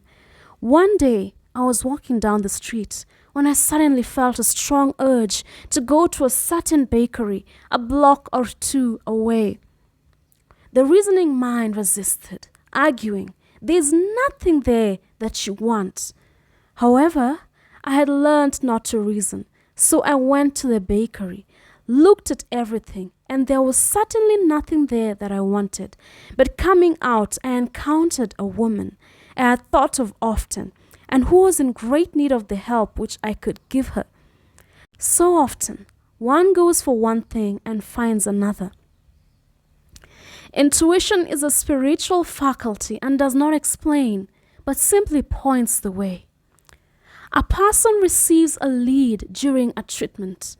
The idea that comes may seem quite irrelevant, but some of God's leadings are mysterious. In the class one day, I was treating that each individual would receive a definite lead. A woman came to me afterwards and said, while you were treating, I got the hunch to take my furniture out of storage and get an apartment. The woman had come to be treated for health. I told her I knew in getting a home of her own, her health would improve, and I added, I believe your trouble, which is a congestion, has come from having things stored away. Congestion of things causes congestion in the body. You have violated the law of use, and your body is paying the penalty. So I gave thanks that divine order was established in her mind, body, and affairs. People little dream of how their affairs react on the body. There is a mental correspondence for every disease. A person might receive instantaneous healing through the realization of his body being a perfect idea in divine mind, and therefore whole and perfect. But if he continues his destructive thinking, holding, hating, fearing, condemning, the disease will return. Jesus Christ knew that all sickness came from sin, but admonished the leper after the healing to go and sin no more, lest a worse thing came upon him. So man's soul or subconscious mind must be washed whiter than snow for permanent healing, and that the metaphysician is always delving deep for the correspondence. Jesus said, condemn not, lest ye also be condemned. Judge not, lest ye be judged. Many people have attracted disease and unhappiness through condemnation of others. What man condemns in others, he attracts to himself. For example, a friend came to me in anger and distress because her husband had deserted her for another woman. She condemned the other woman and said continually, She knew he was a married man and had no right to accept his attentions. I replied, "Stop condemning the woman. Bless her and be through with this situation. Otherwise, you're attracting the same thing to yourself." She was deaf to my words, and a year or two later became deeply interested in a married man herself. Man picks up a live wire whenever he criticizes or condemns and may expect a shock. Indecision is a stumbling block in many a pathway. In order to overcome it, make the statement repeatedly, "I am always under direct inspiration and make right decisions quickly." These words impress the subconscious, and soon one finds himself awake and alert, making his right moves without hesitation. I have found it destructive to look to the psychic plane for guidance, as it is the plane of many minds and not the one mind. As man opens his mind to subjectivity, he becomes a target for destructive forces. The psychic plane is the result of man's mortal thought and is one of the planes of opposites. He may receive either good or bad messages. The science of numbers and the reading of horoscopes keep man down on the mental or mortal plane, for they deal only with the karmic path. I know a man who should have been gone years ago, according to his horoscope, but he is alive and a leader of one of the biggest movements in this country for the uplift of humanity. It takes a very strong mind to neutralize a prophecy of evil. The student should declare, "Every false prophecy shall come to naught. Every plan my Father in heaven has not planned shall be dissolved and dissipated." The divine idea now comes to pass. However, if any good message has ever been given one, of coming happiness or wealth, harbor and expect it, and it will manifest sooner or later through the law of expectancy. Man's will should be used to back the universal will. I will that the will of God be done. It is God's will to give every man every righteous desire of his heart, and man's will should be used to hold the perfect vision without wavering. The prodigal son said, "I will arise and go to my father." It is indeed often an effort of the will to leave the husks and swine of mortal thinking. It is so much easier for the average person to have fear than faith. So faith is an effort of the will. As man becomes spiritually awakened, he recognizes that any external inharmony is the correspondence of mental inharmony. If he stumbles or falls, he may know he is stumbling or falling in consciousness. One day, a student was walking along the street condemning someone in her thoughts. She was saying mentally, "That woman is the most disagreeable woman on earth," when suddenly 3 Boy Scouts rushed around the corner and almost knocked her over. She did not condemn the Boy Scouts, but immediately called upon the law of forgiveness and saluted the divinity in the woman. Wisdom's way are ways of pleasantness, and all her paths are peace. When one has made his demands upon the universal, he must be ready for surprises. Everything may seem to be going wrong, when in reality it is going right. For example, a woman was told that there was no loss in divine mind. Therefore, she could not lose anything which belonged to her. Anything lost would be returned, or she would receive its equivalent. Several years previously, she had lost $2,000. She had loaned the money to a relative during her lifetime, but the relative had died, leaving no mention of it in her will. The woman was resentful and angry, and as she had no written statement of the transaction, she never received the money. So she determined to deny the loss and collect the $2,000 from the Bank of the Universal. She had to begin by forgiving the woman, as resentment and unforgiveness closed the doors of this wonderful bank. She made this statement, "I deny loss. There is no loss in divine mind. Therefore, I cannot lose the $2,000 which belong to me by divine right. As one door shuts, another door opens." She was living in an apartment house which was for sale, and in the lease was a clause stating that if the house was sold, The tenants would be required to move out within 90 days. Suddenly, the landlord broke the leases and raised the rent. Again, injustice was on her pathway, but this time she was undisturbed. She blessed the landlord and said, "As the rent has been raised, it means that I'll be that much richer, for God is my supply." New leases were made out for the advanced rent, but by some divine mistake, the 90 days clause had been forgotten. Soon after, the landlord had an opportunity to sell the house. On account of the mistake in the new leases, the tenants held possession for another year.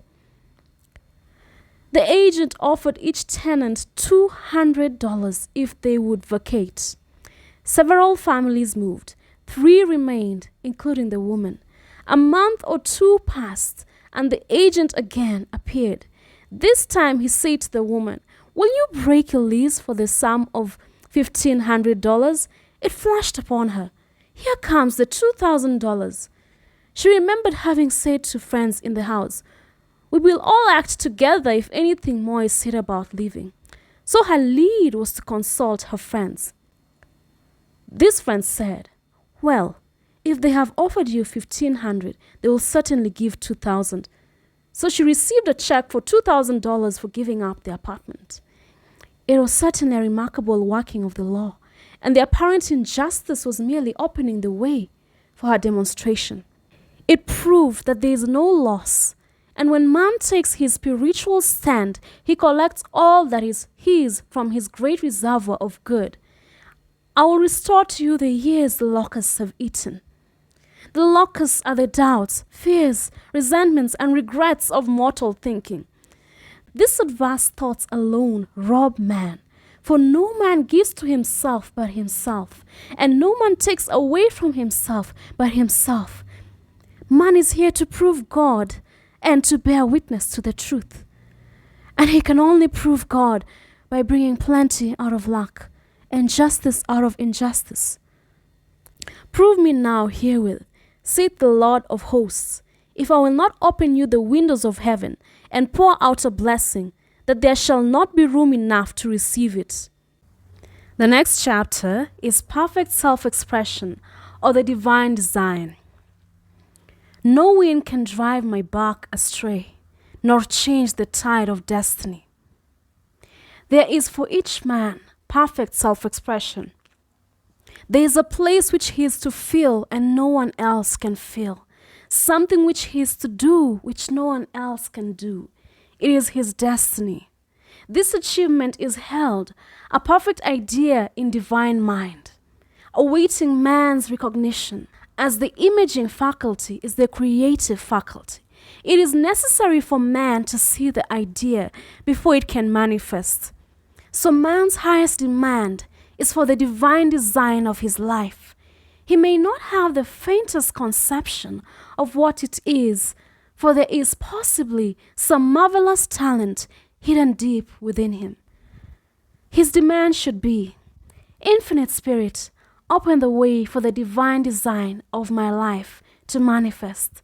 Let the genius within me now be released. Let me see clearly the perfect plan."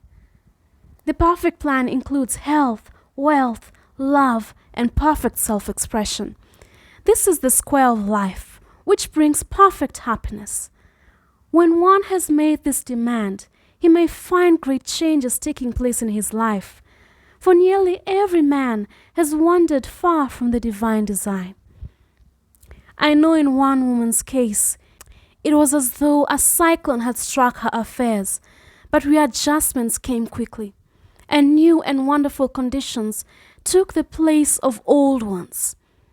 Perfect self-expression will never be labor, but of such absorbing interest that it will seem almost like play.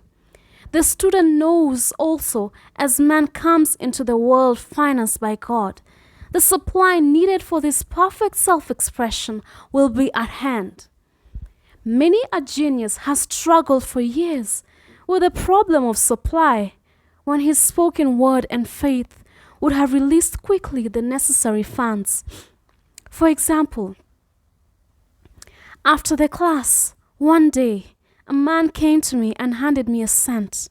He said, "I have just 7 cents in the world, and I'm going to give you one, for I have faith in the power of your spoken word. I want you to speak the word for my perfect self-expression and prosperity." I spoke the word and did not see him again until a year later. He came in one day, successful and happy, with a roll of yellow bills in his pocket. He said, "Immediately after you spoke the word, I had a position offered me in a distant city, and am now demonstrating health, happiness, and supply." A woman's perfect self-expression may be in becoming a perfect wife, a perfect mother, a perfect homemaker, and not necessarily in having a public career. Demand definite leads, and the way will be made easy and successful.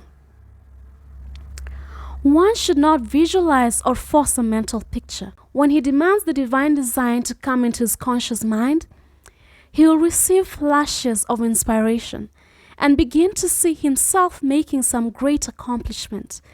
This is the picture or idea he must hold without wavering. The thing man seeks is seeking him. The telephone was seeking Bell. Parents should never force careers and professions upon their children. With a knowledge of spiritual truth, the divine plan could be spoken for early in childhood or prenatally. A prenatal treatment should be, let the God in this child have perfect expression. Let the divine design of his mind, body, and affairs be made manifest throughout his life, throughout eternity. God's will be done, not man's. God's pattern, not man's pattern, is the command we find running through all the scriptures, and the Bible is a book dealing with the science of the mind. It is a book telling man how to release his soul or subconscious mind from bondage. The battles described are pictures of man waging war against mortal thoughts. A man's foes shall be they of his own household. Every man is Jehoshaphat, and every man is David, who slays Goliath, Goliath meaning mortal thinking, with a little white stone, which is faith. So man must be careful that he is not the wicked and slothful servant who buried his talent. There is a terrible penalty to be paid for not using one's ability. Often fear stands between man and his perfect self-expression. Stage fright has hampered many a genius. This may be overcome by the spoken word or treatment. The individual then loses all self-consciousness and feels simply that he is a channel for infinite intelligence to express itself through. He is under direct inspiration, fearless and confident, for he feels that it is the Father within him who does the work. A young boy came often to my class with his mother. He asked me to speak the word for his coming examinations at school. I told him to make the statement, "I am one with infinite intelligence. I know everything I should know on this subject." He had an excellent knowledge of history, but was not sure of his arithmetic. I saw him afterwards and he said, "I spoke the word for my arithmetic and passed with the highest honors, but thought I could depend on myself for history and got a very poor mark." Man often receives a setback when he is too sure of himself, which means he is trusting to his personality and not the Father within. Another one of my students gave me an example of this. She took an extended trip abroad one summer, visiting many countries where she was ignorant of the languages. She was calling for guidance and protection every minute, and her affairs went smoothly and miraculously. Her luggage was never delayed or lost. Accommodations were always ready for her at the best hotels, and she had perfect service wherever she went. She returned to New York. Knowing the language, she felt God was no longer necessary, so looked after her affairs in an ordinary manner.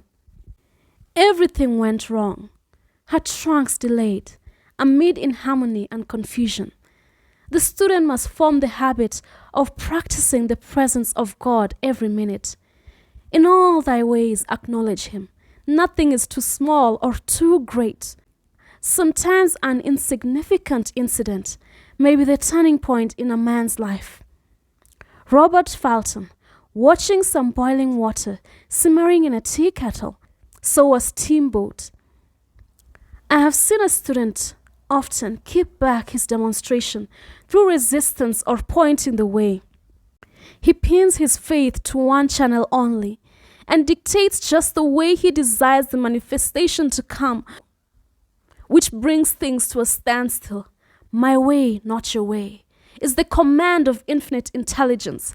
Like all power, be it steam or electricity, it must have an unresistant engine or instrument to work through, and man is that engine or instrument. Over and over again, man is told to stand still. O Judah, fear not, but tomorrow go out against them, for the Lord will be with you. You shall not need to fight this battle. Set yourselves, stand ye still, and see the salvation of the Lord within you. We see this in the instance of the $2,000 coming to the woman through the landlord, when she became non-resistant and undisturbed, and the woman who won the man's love after all suffering had ceased. The student's goal is poise. Poise is power, for it gives God power, a chance to rush through man, to will and to do its good pleasure. Poised, he thinks clearly and makes right decisions quickly. He never misses a trick. Anger blurs the visions, poisons the blood, is the root of many diseases and causes wrong decision, leading to failure. It has been named one of the worst sins, as its reaction is so harmful. The student learns that in metaphysics, sin has a much broader meaning than in the old teaching. Whatsoever is not of faith is a sin. He finds that fear and worry are deadly sins. They are inverted faith, and through distorted mental pictures, bring to pass the thing he fears. His work is to drive out these enemies from the subconscious mind. When man is fearless, he is finished. Maeterlinck says that man is God afraid. So as we read in the previous chapters, man can only vanquish fear by walking up to the thing he is afraid of. When Jehoshaphat and his army prepared to meet the enemy, singing, "Praise the Lord, for his mercy endureth forever," they found their enemies had destroyed each other, and there was nothing to fight. For example, a woman asked a friend to deliver a message to another friend. The woman feared to give the message, as the reasoning mind said, "Don't get mixed up in this affair. Don't give that message." She was troubled in spirit, for she had given her promise. At last she determined to walk up to the lion and call on the law of divine protection. She met the friend to whom she was to deliver the message. She opened her mouth to speak it when her friend said, "So and so has left town." This made it unnecessary to give the message, as the situation depended upon the person being in town. As she was willing to do it, she was not obliged to. As she did not fear, the situation vanished. The student often delays his demonstration through a belief in incompletion. He should make the statement, "In divine mind there is only completion. Therefore my demonstration is completed. My perfect work, my perfect home, my perfect health." Whatever he demands are perfect ideas registered in divine mind and must manifest under grace in a perfect way. He gives thanks he has already received on the invisible and makes active preparation for receiving on the visible. One of my students was in need of a financial demonstration. She came to me and asked why it was not completed. I replied, "Perhaps you are in the habit of leaving things unfinished, and the subconscious has gotten into the habit of not completing. As the without, so the within." She said, "You are right. I often begin things and never finish them. I'll go home and finish something I commenced weeks ago, and I know it will be symbolic of my demonstration." So she sewed assiduously, and the article was soon completed. Shortly after, the money came in a most curious manner. Her husband was paid in salary twice that month. He told the people of their mistake, and they sent word to keep it. When man asks, believing, he must receive, for God creates his own channels. I have been sometimes asked, suppose one has several talents, how is he to know which one to choose? Demand to be shown definitely. Say, Infinite Spirit, give me a definite lead. Reveal to me my perfect self-expression. Show me which talent I am to make use of now. I have known people to suddenly enter a new line of work and be fully equipped with little or no training. So make the statement, I am fully equipped for the divine plan of my life, and be fearless in grasping opportunities. Some people are cheerful givers but bad receivers. They refuse gifts through pride or some negative reason, thereby blocking their channels, and invariably find themselves eventually with little or nothing.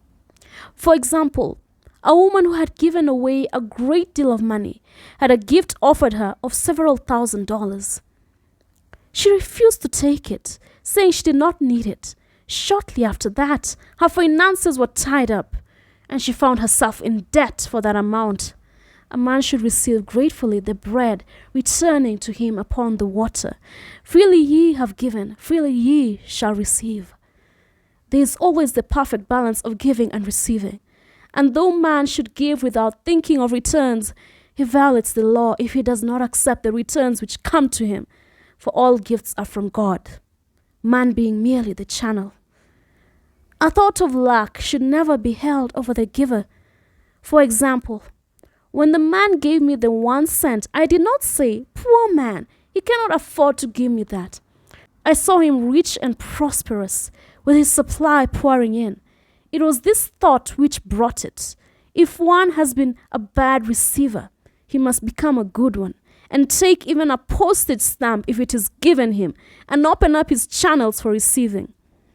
The Lord loveth a cheerful receiver, as well as a cheerful giver. I have often been asked why one man is born rich and healthy, and another poor and sick. When there is an effect, there is always a cause. There is no such thing as chance. This question is answered through the law of reincarnation. Man goes through many births and deaths until he knows the truth which sets him free. He is drawn back to the earth plane through unsatisfied desire to pay his karmic debts or to fulfill his destiny. The man born rich and healthy has had pictures in his subconscious mind in his past life of health and riches, and the poor and sick man of disease and poverty. Man manifests on any plane the sum total of his subconscious beliefs. However, birth and death are man-made laws, for the wages of sin is death. The Adamic fall in consciousness through the belief in two powers. The real man, spiritual man, is birthless and deathless. He never was born and has never died. As he was in the beginning, he is now, and ever shall be. So through the truth, man is set free from the law of karma, sin and death, and manifests the man made in his image and likeness. Man's freedom comes through fulfilling his destiny, bringing into manifestation the divine design of his life. His Lord will say unto him, Well done, thou good and faithful servant. Thou hast been faithful over a few things. I will make thee ruler over many things, death itself.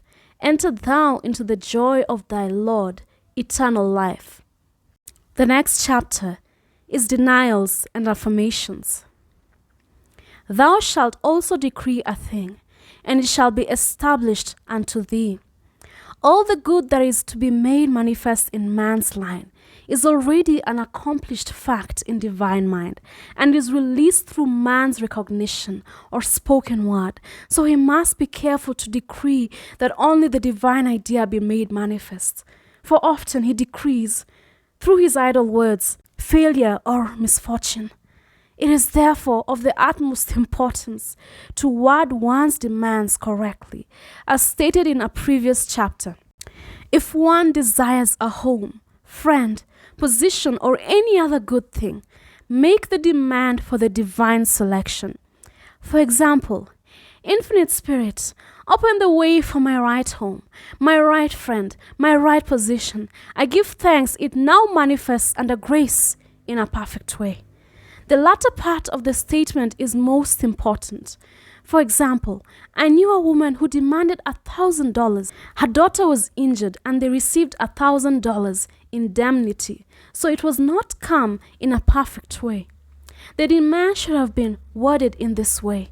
Infinite Spirit, I give thanks that the $1,000 which is mine by divine right is now released and reaches me under grace in a perfect way.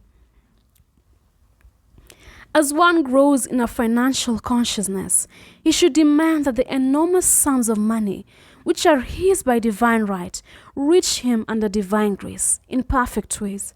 It is impossible for man to release more than he thinks is possible, for one is bound by the limited expectancies of the subconscious. He must enlarge his expectations in order to receive in a larger way. Man so often limits himself in his demands. For example, a student made the demand for $600 by a certain date.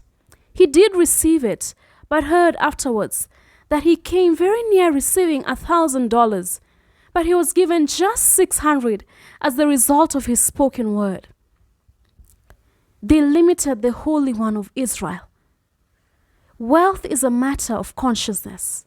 The French have a legend giving an example of this. A poor man was walking along a road when he met a traveler who stopped him and said, "My good friend, I see you are poor. Take this gold nugget, sell it, and you'll be rich all your days." The man was overjoyed at his good fortune and took the nugget home. He immediately found work and became so prosperous that he did not sell the nugget. Years passed and he became a very rich man. One day he met a poor man on the road. He stopped him and said, "My good friend, I will give you this gold nugget, which, if you sell, will make you rich for life." The mendicant took the nugget, had it valued, and found it was only brass.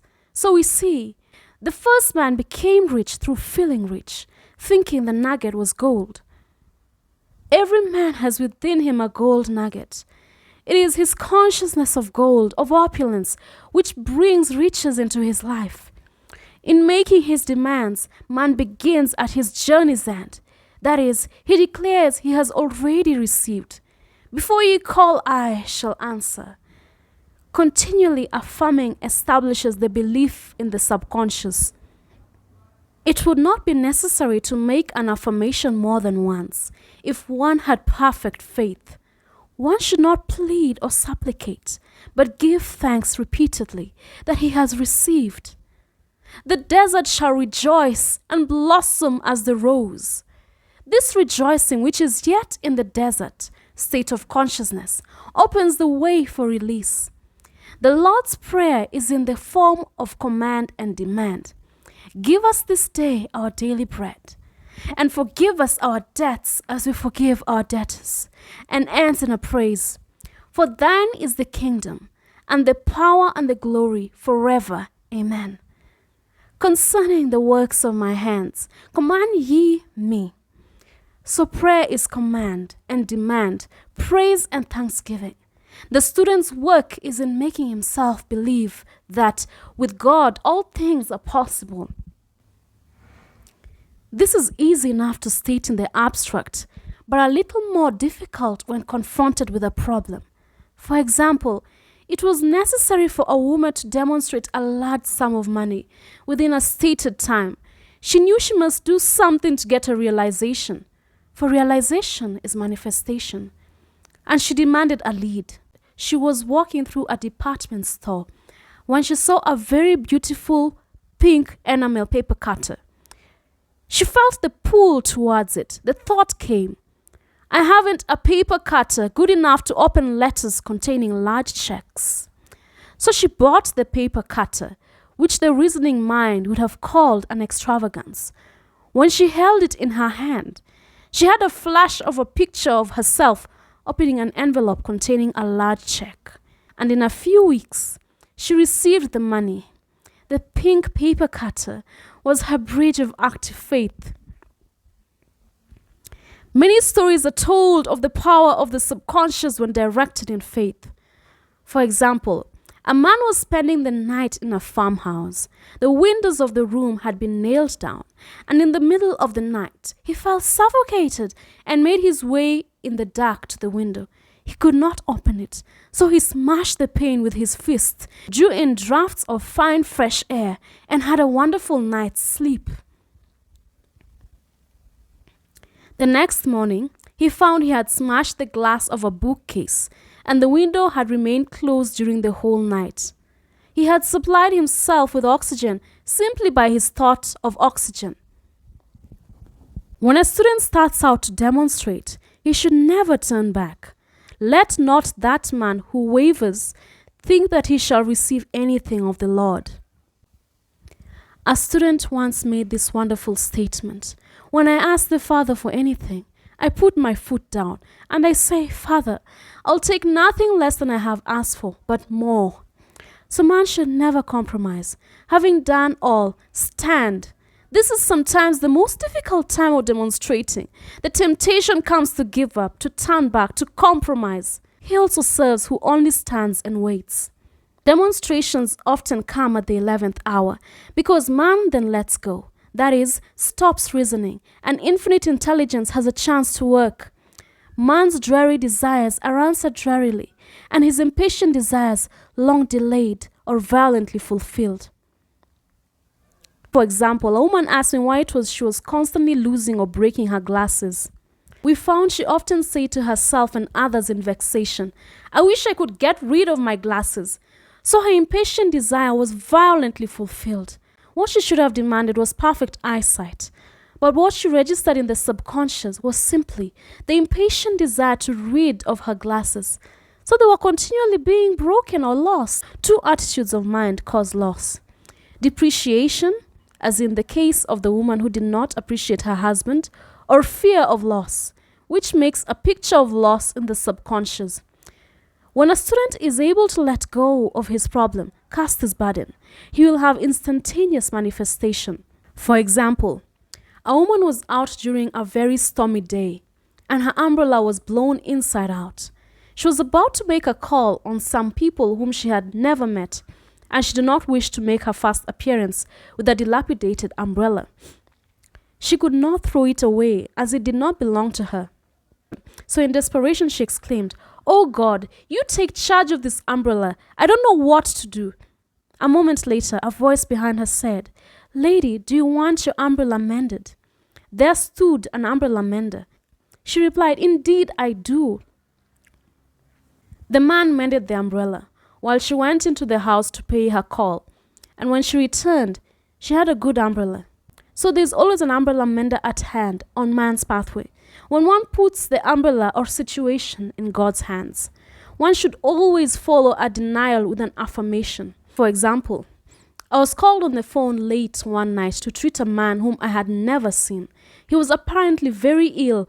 I made the statement, "I deny this appearance of disease. It is unreal, therefore cannot register in his consciousness." This man is a perfect idea in divine mind, pure substance expressing perfection. There is no time or space in divine mind. Therefore, the word reaches instantly its destination and does not return void. I have treated patients in Europe and have found that the result was instantaneous. I am asked so often the difference between visualizing and visioning. Visualizing is a mental process governed by the reasoning and conscious mind.